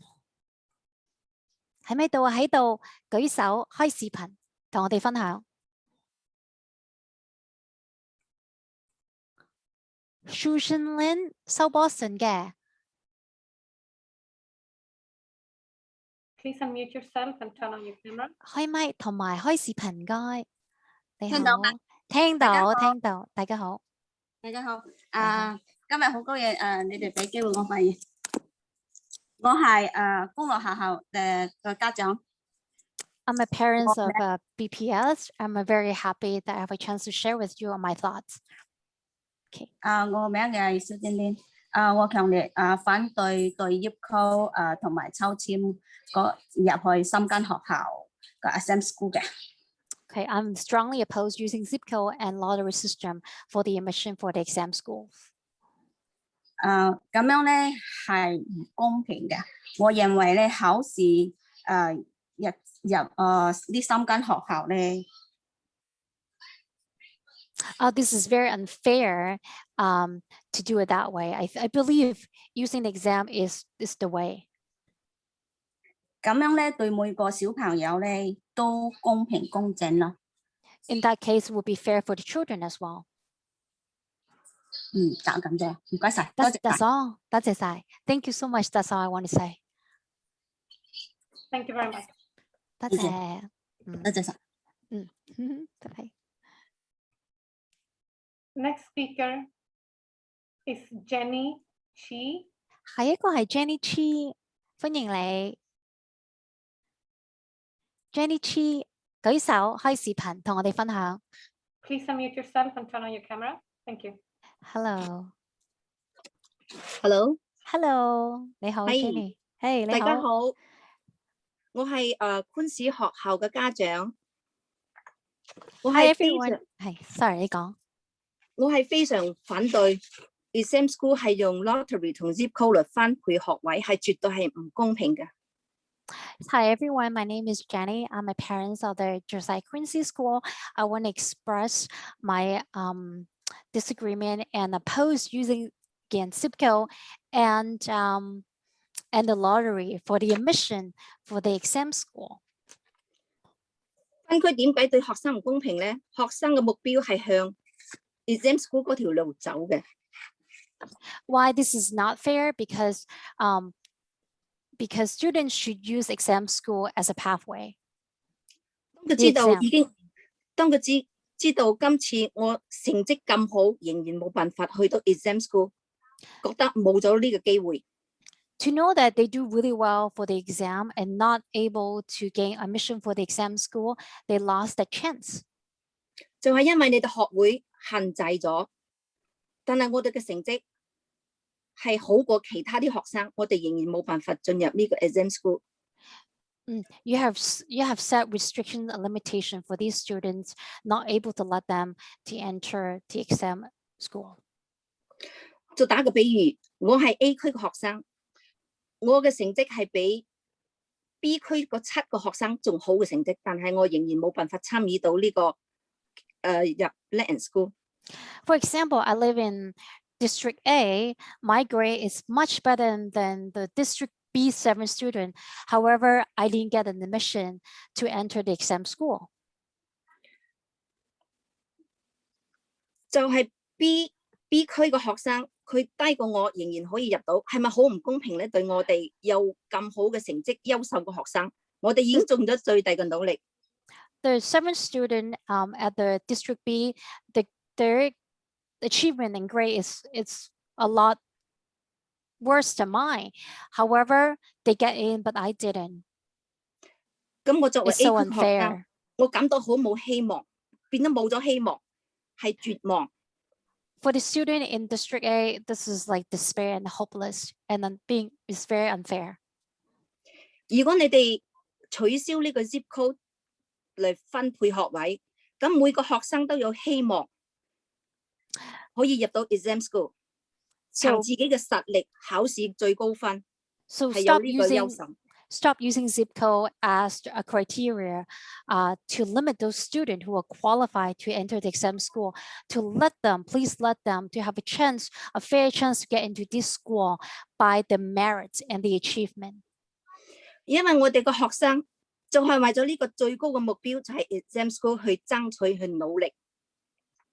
For many students, this is their hope and dreams to enter to gain the admission to the exam school. 正係有呢份嘅原動力去激勵我哋考到最高嘅成績，但係你哋冇俾機會我哋去入到 exam school 去讀書，係好唔公平。